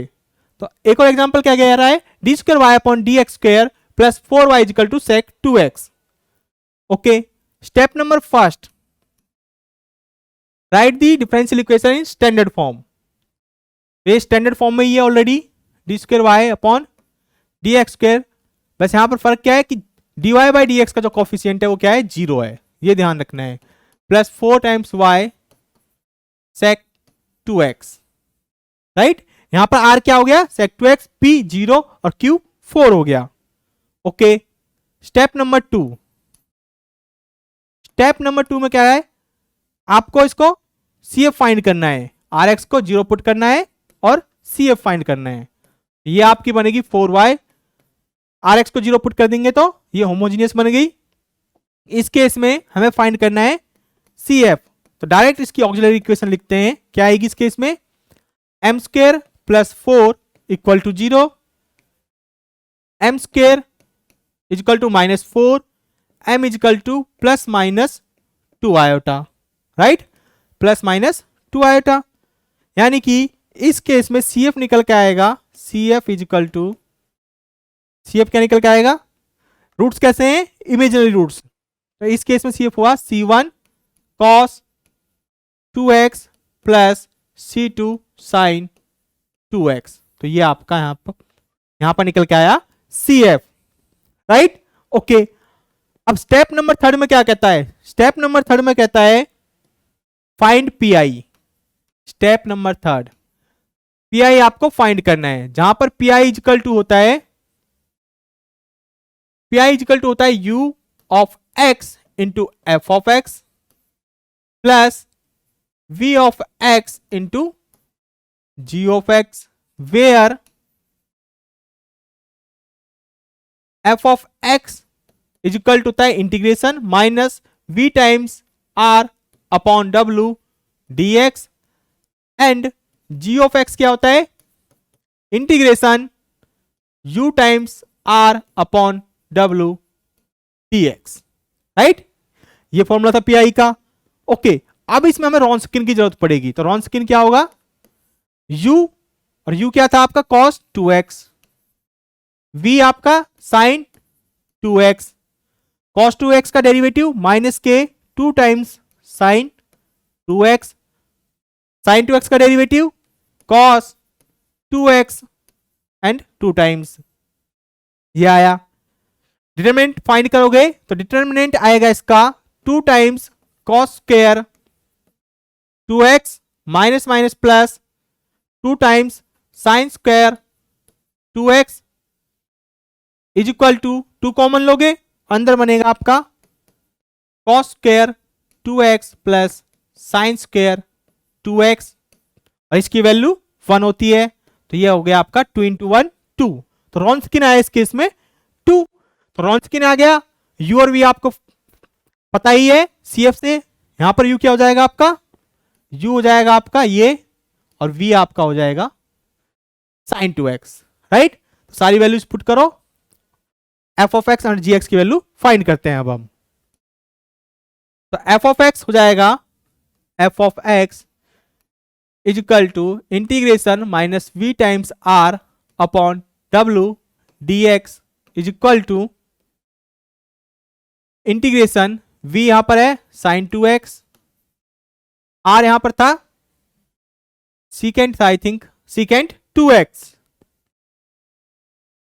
तो sin 2x secant 2x upon रॉन्सकिन था 2 dx is equal to minus पार, ये बनेगा secant 2x क्या हो जाएगा 1 अपॉन cos 2x, तो माइनस, तो माइनस हमने बाहर ले लिया था, तो यहां से आया sin 1 अपॉन 2 भी बाहर ले लेते हैं, sin 2x अपॉन ये हो गया cos 2x dx, यानी कि minus half tan 2x dx, right.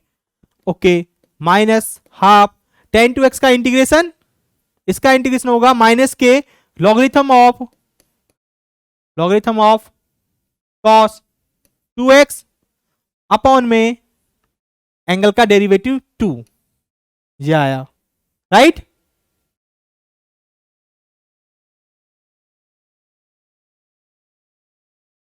Okay, तो ये क्या बना अब आपका, ये बना minus minus plus 1/4 logarithm of cos 2x, ये आ गया आपका f ऑफ x, ये आया आपका f ऑफ x। अब हमें फाइंड करना है g ऑफ x। तो g ऑफ x का फॉर्मूला क्या होता है, integration u times r upon w dx, ये होता है। ओके, सारी वैल्यूज पुट करो। u यहां पर था आपका cos 2x एंड r था आपका सीकेंट ऑफ 2x, w था 2 dx 1/2 बाहर क्योंकि ये कांस्टेंट है, cos 2x upon cos 2x into secant 2x, secant 2x का मतलब 1/cos 2x, और cos 2x मल्टीप्लाई में भी है, कैंसिल आउट होके 1 dx, तो यहां से आएगा 1/2 x। तो g ऑफ x आया आपका हाफ टाइम्स x, और f ऑफ x आया 1/4 into logarithm of cos 2x। तो ये सारी की सारी वैल्यूज फाइंड कर देते हैं पीआई के फॉर्मूले में, जो कि था आपका पीआई इज इक्वल टू था u x into f of x plus v of x into g of x, और u ऑफ x था आपका cos ऑफ 2x, और f ऑफ x आया है आपका 1/4 log cos 2x, 1/4 logarithm of cos 2x plus v of x था sin 2x into gx आया है आपका x/2। तो ये आ गया आपका पीआई, राइट। अब स्टेप नंबर फोर्थ क्या कहता है, स्टेप नंबर फोर्थ कहता है right the complete solution, right the complete solution, जो कि होता है y equal to CF plus PI, y equal to CF plus PI। इस केस में CF क्या निकल के आया था आपका C1 cos 2x plus C2 sin 2x plus PI आया आपका cos 2x logarithm of cos 2x by 4 भी था, राइट, 1/4 से मल्टीप्लाई होगा तो cos 2x by 4 log cos 2x plus sin 2x into x/2। तो ये आपका है कंप्लीट सॉल्यूशन। तो इस तरीके से आपको वेरिएशन ऑफ पैरामीटर का यूज करते हुए सॉल्यूशन फाइंड करना है। ओके, अब बढ़ते हैं अपने नेक्स्ट टॉपिक की ओर। अब हम कुछ पीवाईक्यूज सॉल्व करते हैं। देखिए यहां पर क्वेश्चन क्या कह रहा है, the general solution of the differential equation this for all x belongs to 0, with initial condition given है कि एट द पॉइंट 0 और π/2 पे वैल्यू कितनी है, 0 गिवन है। अब देखो ये क्वेश्चन हम सॉल्व कर चुके हैं, d2y upon dx² plus y is equal to cosec x, ये क्वेश्चन हम सॉल्व कर चुके हैं। कौन सा क्वेश्चन था ये क्वेश्चन था आपका d2y अपॉन dx², राइट। ये देखो इसका सॉल्यूशन क्या आया था, ये क्वेश्चन हमें, इस क्वेश्चन का सॉल्यूशन जो आ रहा था आपका वो आ रखा था कंप्लीट सॉल्यूशन ये आया था, राइट। इसको हम नोट कर लेते हैं, C1 cos x plus C2 sin x minus x cos x plus sin x into log of sin x। तो मैं इसको नोट डाउन कर लेता हूं,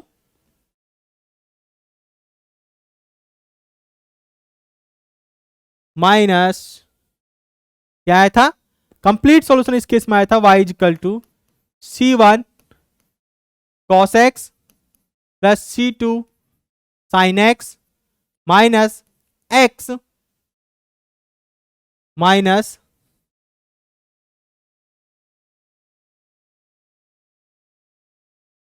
minus x cos x minus x cos x x cos x plus sine x logarithm of sine x. ये आपका complete solution आया था जो हमने एग्जांपल नंबर 1 करा था सेकंड ऑर्डर के लिए। ओके, अब हमें यहां क्या करना है, देखो इनिशियल कंडीशन गिवन है 0 और पाई बाय 2 पे 0 है। ओके, तो ये फाइंड कर लेते हैं। तो इनिशियल कंडीशन फिर फाइंड करते हैं। y 0 पे क्या गिवन है, 0 गिवन है। y 0 पे 0 गिवन है, y 0 पे 0 गिवन है, तो यहां से cos 0 1 तो c1 आ गया, cos 0 1 होता है, sin 0 0 होता है, तो ये तो हो गया 0, ये 0 हो जाएगा, sin 0 ये भी 0 हो जाएगा। तो यहां से क्या आया, यहां से आपका निकल के आ रहा है c1 is equal to 0। This is implies c1 is equal to 0। Next condition क्या है, देखो नेक्स्ट कंडीशन कह रहा है कि पाई बाय 2 पे भी क्या है, 0 है। पाई बाय 2 पे भी 0 है, तो यहां से क्या निकल के आएगा, cos pi by 2, cos pi by 2 कितना होता है 0, तो ये c1 into 0 0। Okay, sine pi by 2 1 तो c2 minus cos pi by 2 0 तो ये भी 0, तो ये 0 हो गया, साइन पाई बाय 2 1 और यहां साइन पाई बाय 2 1 होगा तो log 1 0, तो ये भी 0 हो जाएगा। तो ये हुआ 0 प्लस c2 माइनस 0 प्लस 0, तो यहां इंप्लाइज करेगा कि c2 भी क्या है आपका 0 आया। तो दोनों इनिशियल कंडीशन का यूज करते हुए c1 और c2 की वैल्यू आपने फाइंड कर ली, तो जो कि आ रही है 0। तब आपका सॉल्यूशन क्या बन जाएगा, सॉल्यूशन रह जाएगा minus x times cos x plus sine x times log x. तो इस केस में आपका सॉल्यूशन रहा y is equal to minus x cos x plus sine x into logarithm of sine x, right, after applying the initial condition. अब question में क्या कह रहा है, क्वेश्चन में कह रहा है कि general solution of the differential equation is are. तो एमएसक्यू टाइप का है क्योंकि इज और आर आ गया, तो एक से ज्यादा ऑप्शन के ट्रू हो सकते हैं। ऑप्शन में कह रहा है कि सॉल्यूशन पॉजिटिव होगा, नेगेटिव होगा, कॉनकेव होगा और या कॉन्वेक्स होगा। तो इन चारों में से क्या क्या ऑप्शन ट्रू हैं, तो चलिए देखते हैं। तो सबसे पहले देखते हैं पॉजिटिव या नेगेटिव। आपको जो रेंज गिवन थी क्या थी, for all x belongs to 0 pi by 2, ये रेंज गिवन थी 0 पाई बाय 2, राइट, रेंज आपको ये गिवन है 0 पाई बाय 2। ओके, अब देखिए 0 और पाई बाय 2 में, 0 पाई बाय 2 में cos x कैसा होगा 0 से पाई बाय 2। देखिए मैं आपको ग्राफ बना के दिखाता हूं। ये जो ग्राफ होता है साइन 0 0, राइट, साइन का ग्राफ है। कॉस का ग्राफ होता है, यहां वैल्यू पाई बाय 2 होती है, ये होता है लगभग, राइट, इस तरीके से, लगभग इस तरीके से होता है। यहां पर ये वैल्यू है आपकी पाई बाय 2, जो ये वैल्यू है ये आपकी पाई बाय 2 है और ये 0 है, राइट।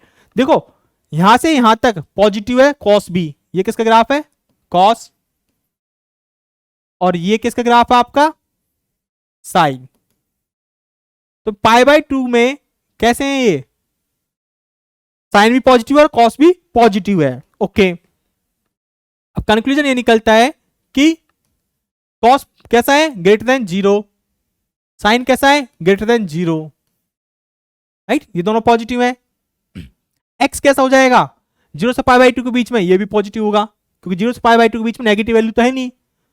ओके, ये क्या होगा साइन x 0 से पाई बाय 2 के बीच में कितना होता है 0 और 1 के बीच में रहता है, और जब लॉगरिथम में एंगल में 0 और 1 होता है तो लॉगरिथम हो जाता है आपका नेगेटिव, लॉगरिथम क्या हो जाता है नेगेटिव। Right, okay. तो ये हुआ आपका, देखिए पॉजिटिव पॉजिटिव और ये नेगेटिव, तो ये ओवरऑल हुआ नेगेटिव, राइट। ओवरऑल क्या हुआ है, नेगेटिव, पॉजिटिव नेगेटिव, तो ओवरऑल हुआ नेगेटिव। ये टर्म नेगेटिव, ये टर्म नेगेटिव, तो ओवरऑल टर्म क्या होगी, नेगेटिव। तो y आपका है यहां से नेगेटिव, तो ये इंप्लाइज कर रहा है y इज नेगेटिव, तो y तो हो गया नेगेटिव, राइट। ऑप्शन में ये भी गिवन है, y कैसा है, सॉल्यूशन पॉजिटिव है कि नेगेटिव है, दोनों में से तो हो गया नेगेटिव। अब बचा कॉनकेव और कॉन्वेक्स, चलो इसको भी देखते हैं। कॉनकेव और कॉन्वेक्स निकालने के लिए हम निकालेंगे सेकंड डेरिवेटिव। y ये था आपका, यहां से निकालते हैं y डैश, y डैश, तो इसमें इसका डेरिवेटिव निकालो, minus x as it is, cos x का डिफरेंशिएशन माइनस के साइन एक्स, तो ये हो गया एक्स साइन एक्स, प्लस और माइनस पहले से तो minus cos x as it is और एक्स का 1, राइट। इसमें प्रोडक्ट रूल लगाया, प्रोडक्ट रूल लगा के ये आया, इसमें लगाएंगे साइन एक्स का cos x logarithm of sine x as it is plus sine x as it is logarithm of sine x का 1 अपॉन साइन एक्स और साइन एक्स का cos x upon sine x, तो logarithm of sine x का आएगा ये, okay. ये था आपका y डैश, हमें चाहिए डबल डेरिवेटिव। क्यों चाहिए डबल डेरिवेटिव, क्योंकि अगर डबल डेरिवेटिव आपका ग्रेटर देन 0 हुआ तो आपका जो फंक्शन है वो कैसा होता है, convex. Double derivative greater than 0 है तो आपका जो फंक्शन का बिहेवियर है वो होता है कॉन्वेक्स, अगर लेस देन 0 है तो कॉनकेव होगा। इसलिए हम सेकंड डेरिवेटिव फाइंड कर रहे हैं। सेकंड डेरिवेटिव में क्या आएगा, अगर इसका differentiation x sine x as it is sine x का कॉस एक्स प्लस एक्स का 1 sine x as it is minus cos x का minus sine x plus cos x as it is log of sine x का करेंगे तो 1 upon sine x और sine x का cos x, तो ये आया, प्लस कॉस एक्स का माइनस के sine x into logarithm of sine x as it is. ये साइन से साइन कैंसिल आउट, यहां पर क्या हुआ है, ये साइन से साइन कैंसिल आउट हो रहा है, और कॉस एक्स का डिफरेंशिएशन माइनस के साइन एक्स माइनस के, ये साइन एक्स कैंसिल आउट, ये sine x cancel out, right. अब बचा क्या, x cos x sine x cos x into cos x upon sine x minus sine x into log of sine x. अब इसको देखते हैं पॉजिटिव है या नेगेटिव है, ओके। तो चलिए देखते हैं, यहां पर देखिए 0 से पाई बाई 2 के बीच में कॉस एक्स कैसा है, पॉजिटिव, एक्स कैसा है, पॉजिटिव, तो ये ओवरऑल कैसा है, greater than 0, positive, okay. Sign x ये भी ग्रेटर देन 0, 0 से पाई बाई 2 के बीच में पॉजिटिव है, okay. Cos x positive sine x positive, तो ये इनका रेशो भी पॉजिटिव, कॉस एक्स पॉजिटिव तो ओवरऑल ये भी positive, okay. Sine x positive, देखिए साइन एक्स क्या है यहां पर, पॉजिटिव है, ग्रेटर देन 0। साइन एक्स 0 से 1 के बीच में रहती है वैल्यू, और लॉग में जब 0 के 1 के बीच में अगर उसके एंगल में आए तो ये क्या हो जाता है, लॉगरिथम नेगेटिव, तो ये हो गया लेस देन, क्योंकि 0 1 के बीच में लॉगरिथम वैल्यू लेगा आपका नेगेटिव, ये पॉजिटिव ये नेगेटिव, तो ओवरऑल क्या हुआ यहां से, ये टर्म्स नेगेटिव हुई, ये टर्म्स हुई नेगेटिव, और नेगेटिव का साइन यहां से पहले से है तो नेगेटिव और नेगेटिव, तो ओवरऑल ये रिजल्ट आया आपका पॉजिटिव, तो यहां से ये निकल के आएगा greater than 0, greater than 0, greater than 0, greater than 0, greater than 0, तो ओवरऑल y डबल डैश क्या निकल के आया आपका, यहां से आप कह सकते हो y double dash should be greater than 0, right. तो इसका मतलब this is implies y is convex, y कैसा होगा आपका, कॉन्वेक्स होगा। तो यहां साइड में आप लिख सकते हो थ्योरी क्यों होता है, when if function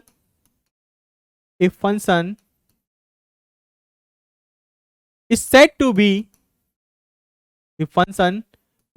be convex if second derivative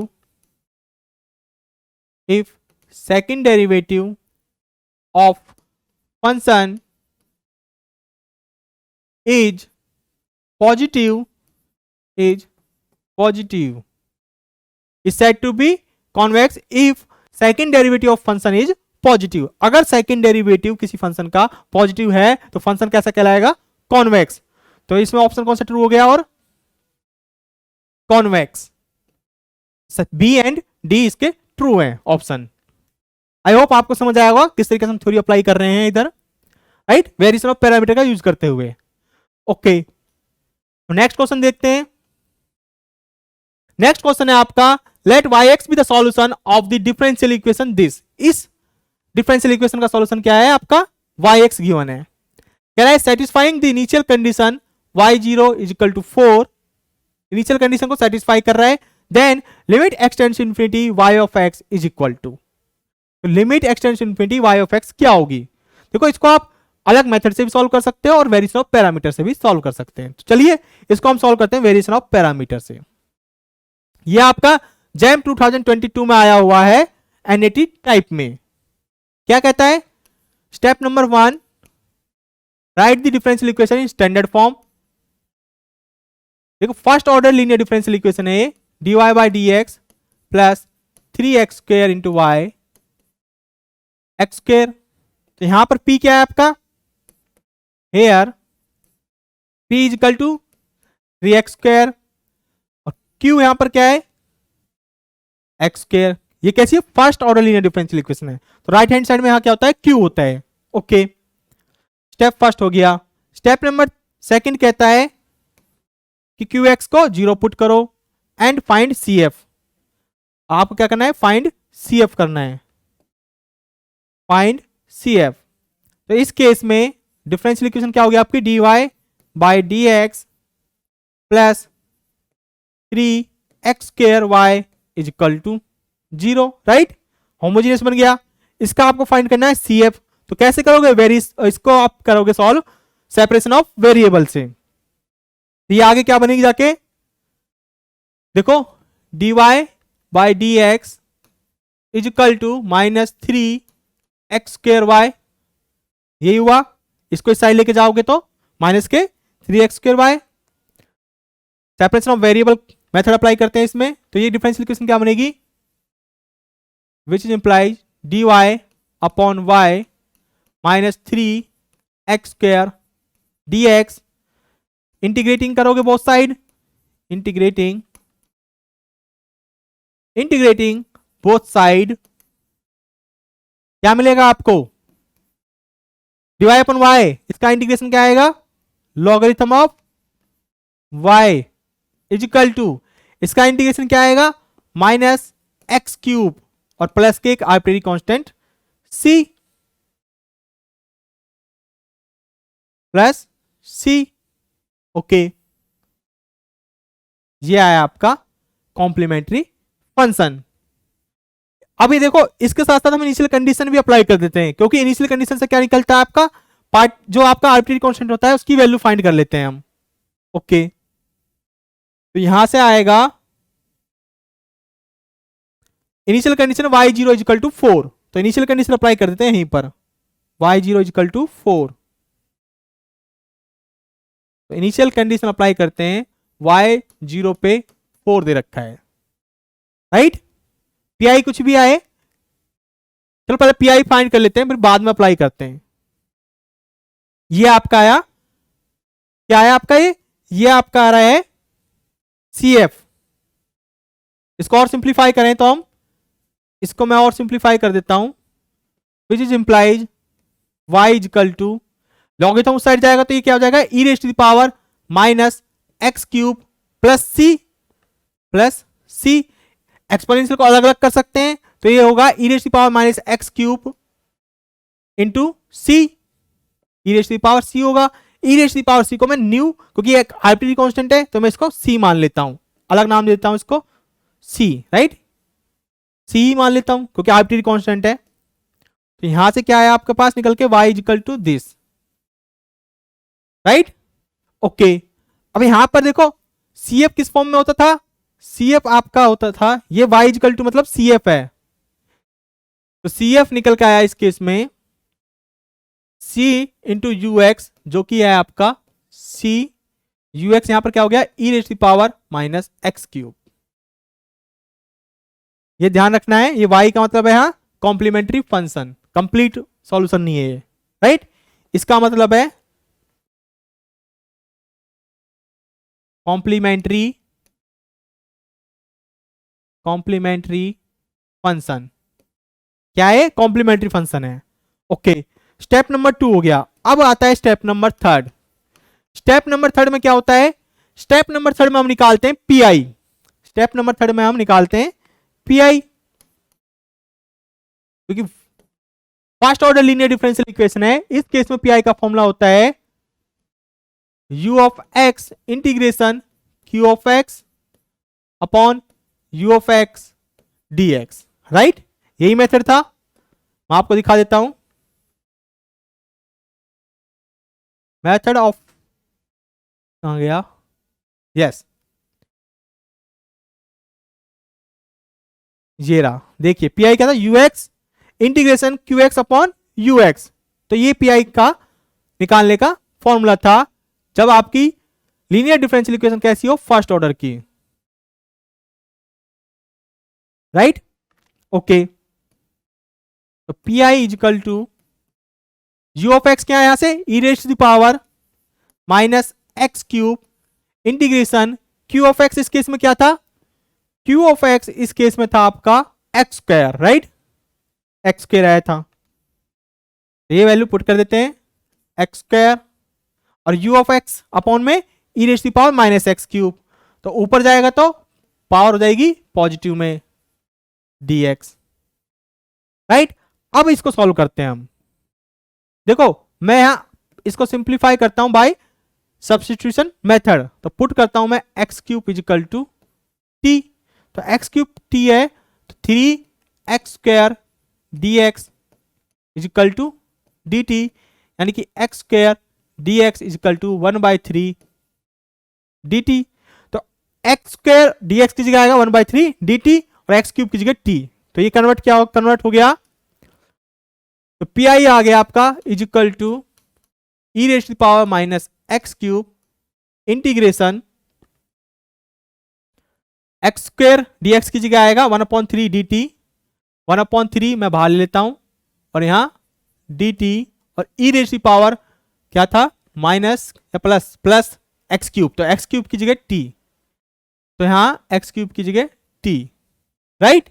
अब इसका simple integration e raise to the power minus x cube by 3 e की पावर टी का इंटीग्रेशन ई की पावर टी, तो ई की power minus x cube by 3 e raise to the power t, और t की again value मैं put कर देता हूं, क्या थी x square, sorry x cube, t की वैल्यू थी एक्स क्यूब, तो इसको मैं दोबारा से पुट कर देता हूं, ये हुआ, इसको सिंप्लीफाई करता हूं, बेस सेम है तो पावर ऐड हो जाएंगी, तो e raise to the power 0 1, तो यहां से आया 1/3, क्या आया 1/3, तो पी आई आया आपका 1/3। Step number 4 complete solution, step number 4 y equal to C F plus P I, क्या आएगा y equal to C F आया आपका,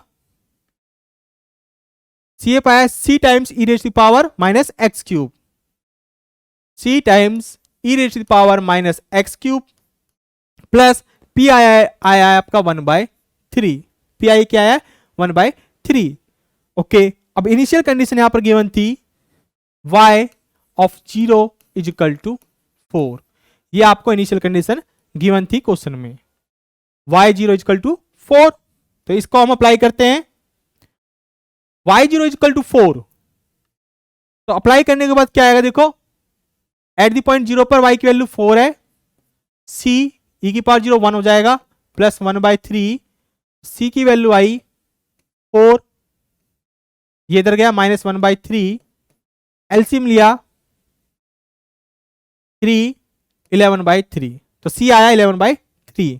तो आपका सॉल्यूशन हुआ इस केस में y इजिकल टू सी की वैल्यू आई 11/3 e raise to the power -x³ plus 1/3। अब हमसे पूछ क्या रहा था, हमसे पूछ रहा था कि limit x tends to infinity y of x is equal to, जब x को इंफिनिटी पर अप्रोच कराते हैं y x की क्या वैल्यू आती है। तो चलिए फाइंड करते हैं। देखिए x टेंड्स टू इंफिनिटी कराओगे तो यहां पर क्या आएगा, e raise to the power minus infinity, e raise to the power minus infinity का मतलब 0, तो ये टर्म तो हो जाएगी 0, तो यहां से क्या आएगा 1/3। तो नेक्स्ट लिखता हूं मैं, limit x tends to infinity of y of x is equal to limit x tends to infinity y of x की वैल्यू कितनी है 11/3 e raise to the power -x³ plus 1/3। Limit apply हो जाएगी, ये तो हो जाएगा 0 प्लस 1/3 यानी कि 1/3, यानी कि आंसर आएगा आपका 0.33, क्या आएगा 0.33, ये आपका आंसर है।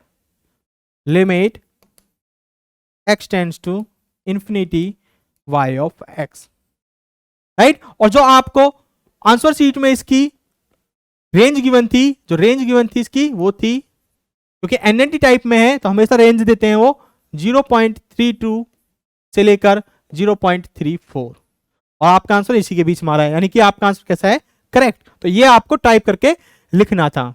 ये जैम 2022 में आया हुआ है आपका क्वेश्चन, राइट। तो इस तरीके से आप वेरिएशन ऑफ पैरामीटर का यूज करते हुए सॉल्यूशन फाइंड कर सकते हो। तो इजी है, इसको आप अलग मेथड से भी कर सकते हो, फर्स्ट सॉल्यूशन निकाल के फिर उसका सेकंड सॉल्यूशन निकाल सकते हो, जो हमने प्रीवियस लेक्चर में पढ़ा था, right. Okay,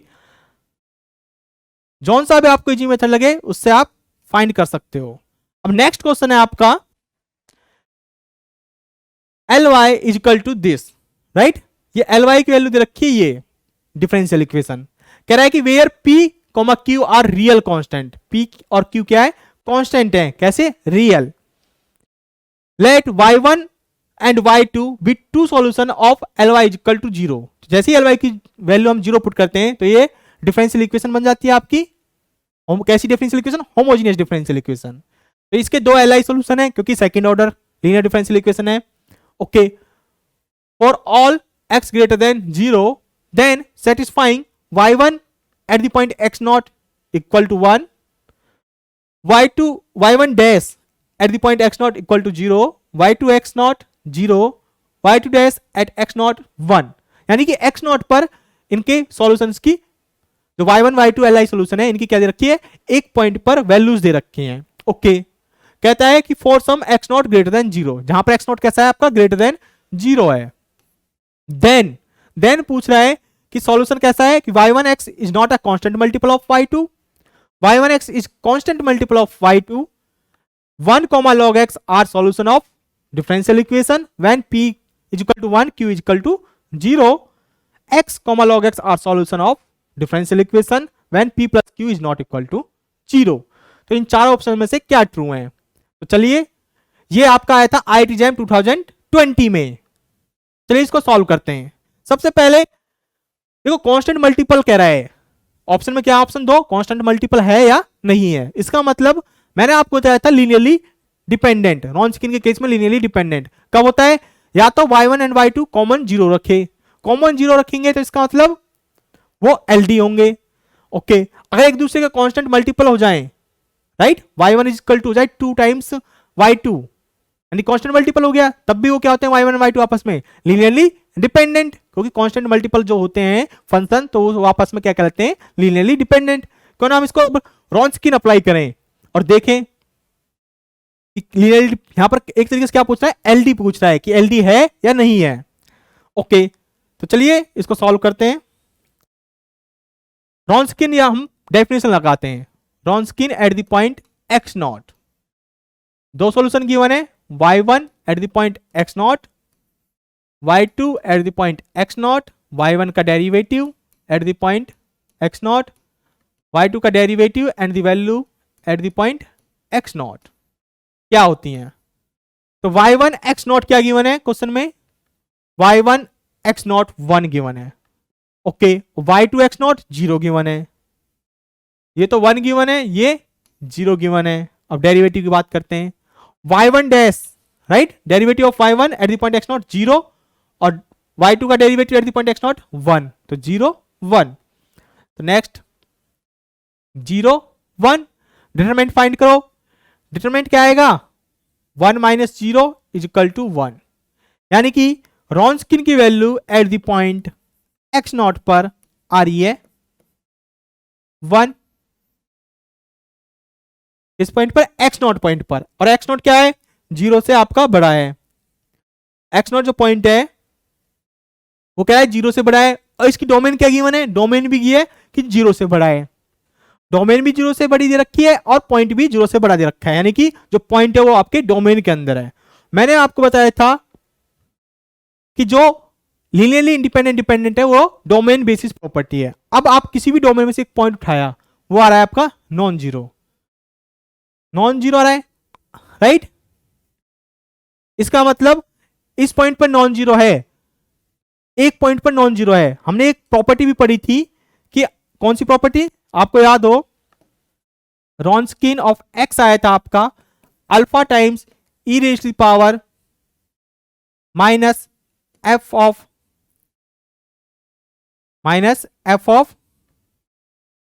x not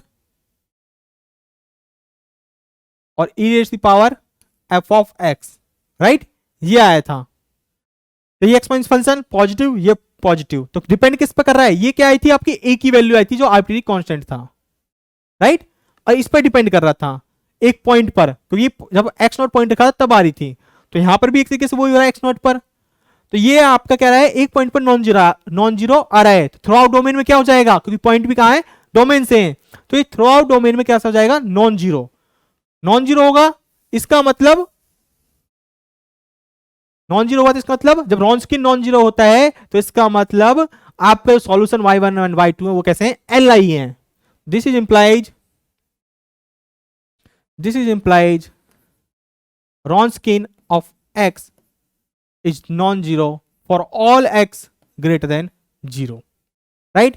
This is implies y1 and y2 are identically zero नहीं हो सकता, y1 and y2 are li in x belongs to या 4x greater than 0, तो सभी के लिए क्या हो जाएंगे, li सॉल्यूशन। तो li सॉल्यूशन हो गया, इसका मतलब क्या है, वो y1 y2 आपस में एक दूसरे के कांस्टेंट मल्टीपल नहीं है, कांस्टेंट मल्टीपल नहीं है, तो इसका मतलब ऑप्शन कौन सा ट्रू हो गया, ऑप्शन 1 ट्रू हो गया, is not a constant multiple of y1 is not a constant multiple of y2, तो ऑप्शन ए ट्रू, ओके। अब बात कर रहे हैं, ये तो डिस्कार्ड हो गया, कह रहा है कि कांस्टेंट मल्टीपल हैं, तो ये तो डिस्कार्ड हो गया। ऑप्शन थर्ड कह रहा है कि 1 log x are solution of differential equation when p equal to 1 q equal to 0। तो चलिए p की वैल्यू 1 पुट करते हैं, q की वैल्यू 0 पुट करते हैं, तो क्या बनेगी यहां से differential equation, x square d square y upon d x square, यहां से बनेगी x स्क्वायर, डिफरेंशियल इक्वेशन बनेगी x square d square y upon d x square, p equal to 1, तो यहां से आएगा x into d y upon d x, q equal to 0 हो गया, तो ये 0 इक्वल टू 0 कह रहा है, राइट, यहां पर क्या कह रहा है, इक्वल टू 0, तो ये आ गया यहां से x d y by d x plus x into d y by d x, ये हो गया 0 इज इक्वल टू 0। ये कब है, when p is equal to 1 q is equal to 0, okay. देखिए ये, अब आप इसको देखो, ये क्या है, क्वासी यूलर डिफरेंशियल इक्वेशन है, क्या है, quasi Euler differential equation, square आ रहा है तो एक्स स्क्वायर से मल्टीप्लाई हो रही है, फर्स्ट डेरिवेटिव आ रहा है तो एक्स से मल्टीप्लाई हो रही है, तो क्वासी यूलर इक्वेशन है, तो इसको सॉल्व करते हैं क्वासी यूलर से। तो क्या कहता है, इसकी जगह हमें क्या करना होता है, पुट करना होता है x equal to e raise to the power z। ये इंप्लाइज करता है z की वैल्यू लॉगरिथम ऑफ x होती है, और इसको रिप्लेस कर देते हैं direct d minus 1 into y dy equal to 0। Direct इसको रिप्लेस कर देते हैं, सिंप्लीफाई करते हैं तो यहां से आता है d square minus d, y को हम ले लेते हैं कॉमन, तो वाई को कॉमन लिया तो ये आया, यानी कि ये बना डी स्क्वायर, ये आपस में cancel out, d square y equal to 0। Right, ये हुआ। अब इसकी ऑक्सिलरी इक्वेशन लिख लेते हैं। ऑक्सिलरी इक्वेशन क्या आएगी, एम स्क्वायर, वाई को नेग्लेक्ट कर देते हैं 0, यानी कि m इजकल टू 0,0। राइट, तो m की दो वैल्यू आएंगी 0,0, तो यानी कि होमोजीनियस डिफरेंशियल इक्वेशन है, तो इस केस में y इजकल टू क्या हो जाएगा आपका CF, जो कि आ रहा है क्या है, रूट्स कैसे हैं, रियल एंड रिपीटेड, तो रियल एंड रिपीटेड है तो क्या आएगा C1 e raise to the power 0 times z क्यों आ रहा है, क्योंकि यहां पर इंडिपेंडेंट वेरिएबल z है आपका, प्लस क्योंकि रिपीटेड है तो z से मल्टीप्लाई होगी, z C2 e raise to the power 0 times z। Right, तो यानी कि ये बना आपका y equal to C1 e raise to the power 0 z, 1 ही हो जाता है, प्लस C2 z, और z की जगह हम रख देंगे log x। z की वैल्यू क्या है, C1 प्लस C2, z की वैल्यू थी लॉगरिथम ऑफ x, z की वैल्यू log ऑफ x, ये पुट कर दी। ओके, अब क्या कह रहा है वो, पूछ क्या रहा था कि देखो यहां से दो सॉल्यूशन निकल के आए, CF में क्या होते हैं, कॉम्बिनेशन होता है सॉल्यूशंस का, तो C1 के आगे क्या है, C1 ux एंड vx, तो यहां पर u क्या है, एक तरीके से 1, C1 के साथ मल्टीप्लाई हो रहा है 1, तो y1 तो इसका हो गया 1, और y2 क्या हो गया, logarithm of x। Right, y1 C1 का जो कोफिशिएंट है 1, C2 का जो कोफिशिएंट है यानी कि C2 के साथ जो मल्टीप्लाई हो रहा है लॉगरिथम ऑफ x, तो y1 1 हुआ, y2 log x हुआ, और यही क्या कह रहा था थर्ड ऑप्शन में, कह रहा था कि 1 and log x are solution of this, बिल्कुल ट्रू, जब p1 q 0 है तो 1 और log x इसके सॉल्यूशन है। ओके, अब कह रहा है x और log x are solution of this when p plus q is not equal to 0। देखिए जब p 1 है और q 0 है तो ये कितना आ रहा है 1, जो कि क्या है, नॉन जीरो है। राइट, जो हमने ये केस सॉल्व करा है, p1 ले रहे हैं q 0 ले रहे हैं तब भी तो ये नॉन जीरो है, ये वाली कंडीशन कह रहा है एक तरीके से। राइट, इसी का ही एक सब पार्ट है, तो इस केस में क्या x सॉल्यूशन आ रहा था, नहीं आ रहा था, सॉल्यूशन आ रहा था 1, log x, तो x तो नहीं आ रहा था, इसका मतलब x नहीं आता, ये ऑप्शन है फॉल्स। तो ऑप्शन कौन से ट्रू हो गए, तो ऑप्शन फर्स्ट यानी कि A and C are correct, option A and C are correct option. तो इस तरीके से आपको वेरिएशन ऑफ पैरामीटर का यूज करते हुए और रॉन्स्किन का यूज करते हुए क्वेश्चन सॉल्व करते हैं। राइट, इस टाइप से क्वेश्चन आ रखे हैं।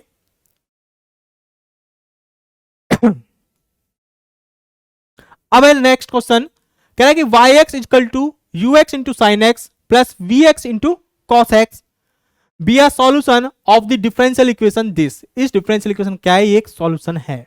Okay, then ux is equal to, तो ux पूछ रहा है किसके इक्वल होगा इनमें से, ये आपका IIT JAM 2015 में क्वेश्चन आया हुआ है। देखिए इसको कैसे सॉल्व करोगे, देखो इसको आप कैसे सॉल्व करोगे, वेरिएशन ऑफ पैरामीटर से। Second order linear differential equation है, तो वेरिएशन ऑफ पैरामीटर क्या कहता है, स्टेप नंबर 1 इसको लिखोगे आप स्टैंडर्ड फॉर्म में। स्टेप नंबर 1 स्टैंडर्ड फॉर्म में, यानी कि d square y, y double x का मतलब d square y upon d x square plus 0 times d y by d x plus 1 times y is equal to secant of x. Right, standard form है। यहां पर क्या हो रहा है, here p is equal to 0, q is equal to 1 and r is equal to secant of x, ये हो रहा है। Okay, step number 2, step number 2 क्या कहता है, put rx is equal to 0, यानी कि आपको होमोजेनियस इक्वेशन बनानी है एंड फाइंड cf, और cf फाइंड करना है। तो इसकी होमोजेनियस इक्वेशन क्या बनेगी, d square y upon d x square plus 0 plus 1 into y, y is equal to 0, r x की जगह 0 पुट कर दिया, राइट, ये आया। अब देखिए ये कैसी है, second order linear differential equation with constant coefficient, तो इसका आपको सीएफ फाइंड करना है। ओके, देखो ये कुछ यहां से हमें हिंट क्या मिल रही है, वेरिएशन ऑफ पैरामीटर से क्यों करना है, हमें पता है कि ux into f of x, v x into g x, इस टाइप का है कुछ, राइट, ये पीआई एक तरीके से, तो हम इसलिए वेरिएशन ऑफ पैरामीटर से कर रहे हैं इसको। तो चलिए इसकी ऑक्सिलरी इक्वेशन लिखते हैं, ऑक्सिलरी इक्वेशन डी स्क्वायर की जगह एम स्क्वायर प्लस वाई की जगह 1, तो m square plus 1 is equal to 0, तो m square is equal to -1, m is equal to plus minus iota और सी एफ यानी कि वाई यहां पर सी एफ होगा, C F is equal to C1 cos of x plus C2 sine of x, तो ये आपका आया सी एफ। अब स्टेप नंबर थर्ड में आप फाइंड करते हो पीआई, तो स्टेप नंबर थर्ड देखो सबसे इजी मेथड है पीआई निकालना, यानी कि वेरिएशन ऑफ पैरामीटर सबसे इजी मेथड है पीआई निकालने के लिए। पीआई यहां पर क्या होता है, पीआई क्या हो जाएगा यहां पर, इस केस में हो जाएगा u of x into f of x, v of x into g of x, right, जहां पर आपको एफ ऑफ एक्स का फॉर्मूला था, जी एक्स का फॉर्मूला गिवन है। ओके, अब आप देखिए यहां पर आपको पीआई देखो क्या दे रखा है, एक सॉल्यूशन दे रखा है पहले से ही, राइट। चलिए पहले हम इस तरीके से फाइंड करते हैं, कंप्लीट सॉल्यूशन फाइंड करते हैं, फिर देखते हैं। Okay, where f of x था आपका integration minus v times r upon डब्ल्यू d x, g of x था आपका u टाइम्स आर अपॉन डब्ल्यू डी एक्स, राइट। ओके, अब आपको फाइंड करना था रॉन्स्किन, रॉन्स्किन क्या था, यहां पर u क्या है आपका, एक तरीके से cos x को मैं u मान रहा हूं, sin x को मैं v मान रहा हूं, राइट। तो u cos x, v sin x, cos x का डेरिवेटिव sin x का डेरिवेटिव cos x, राइट। रॉन्स्किन क्या आएगा, cos square x minus minus plus sine square x, जो होगा इक्वल टू 1, रॉन्स्किन आया 1, तब आप इजीली एफ ऑफ एक्स की वैल्यू फाइंड कर सकते हो। तो एफ ऑफ एक्स क्या आएगा यहां से, इंटीग्रेशन माइनस v, v यहां पर क्या है sine x into r, r यहां पर क्या था, आर आपका है secant x upon Wronskian 1 dx, तो यहां से एफ ऑफ एक्स की वैल्यू आई माइनस इंटीग्रेशन सीकेंट एक्स का मतलब 1 अपॉन कॉस एक्स, तो ये हो जाएगा sine x upon cos x यानी कि tan x dx माइनस, अब इंटीग्रेशन ऑफ tan x क्या होता है, माइनस के log of cos x, minus minus plus logarithm of cos x, right. तो एफ ऑफ एक्स आया logarithm of cos x. Similarly आपको जी एक्स फाइंड करना है, तो जी ऑफ एक्स क्या होता है, integration u times r upon डब्ल्यू डी एक्स, यू यहां पर क्या था cos x, r secant of x, w 1, w था आपका 1,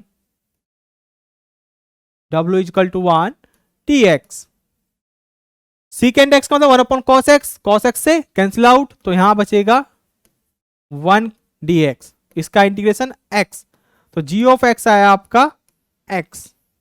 तो इस केस में पीआई निकल के क्या आया, पीआई आया u into f of x, तो u आपका था cos x और एफ ऑफ एक्स निकल के आया था logarithm of cos x plus v था आपका sin x into g x, वो था आपका x, तो पीआई निकल के आया ये, राइट।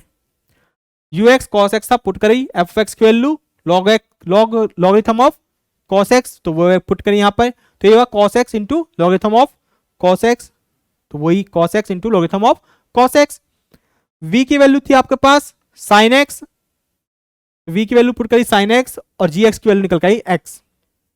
तो ये आया आपका pi। तो कंप्लीट सॉल्यूशन क्या हुआ इस केस में, y equal to C F, यानी कि c1 cos x plus c2 sin x प्लस pi ये आपका plus cos x into logarithm of cos x plus x into sine x, right. Okay, हिस्सा आपने निकाल लिया कंप्लीट सॉल्यूशन। अब क्या कह रहा है, देन ये अगर ये yx equal to this solution है इस डिफरेंशियल इक्वेशन का, then ux is equal to, तो ux पूछ रहा है क्या होगा। सॉल्यूशन क्या गिवन है आपको, yx equal to ux plus sine x plus vx into cos x, ux sine x given है आपको, गिवन है u of x sine x plus v of x cos x is the solution. ये एक solution है, is the solution, right. ये complete solution है आपका।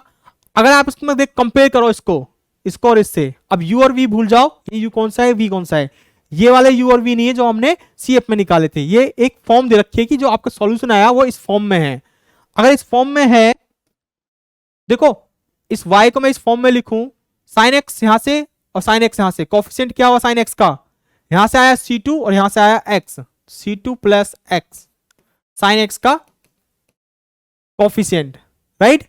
cos x का कोफिशिएंट देखो तो क्या आएगा, cos x कॉमन लू इधर से तो यहां आएगा c1 और इधर से आएगा लॉगरिथम ऑफ cos x, ये क्या है इनटू में इसके cos x, sin x का कोफिशिएंट ux, cos x का कोफिशिएंट vx। हमसे पूछ रखा है कि u ऑफ x क्या होगा, हमसे पूछ रखा है कि u ऑफ x क्या होगा, यानी कि sin x का कोफिशिएंट क्या है, यहां से क्या आ रहा है, तो which implies u of x is equal to c2 plus x, क्या है c2 प्लस x, यानी कि एक आर्बिट्रेरी कांस्टेंट प्लस में x है।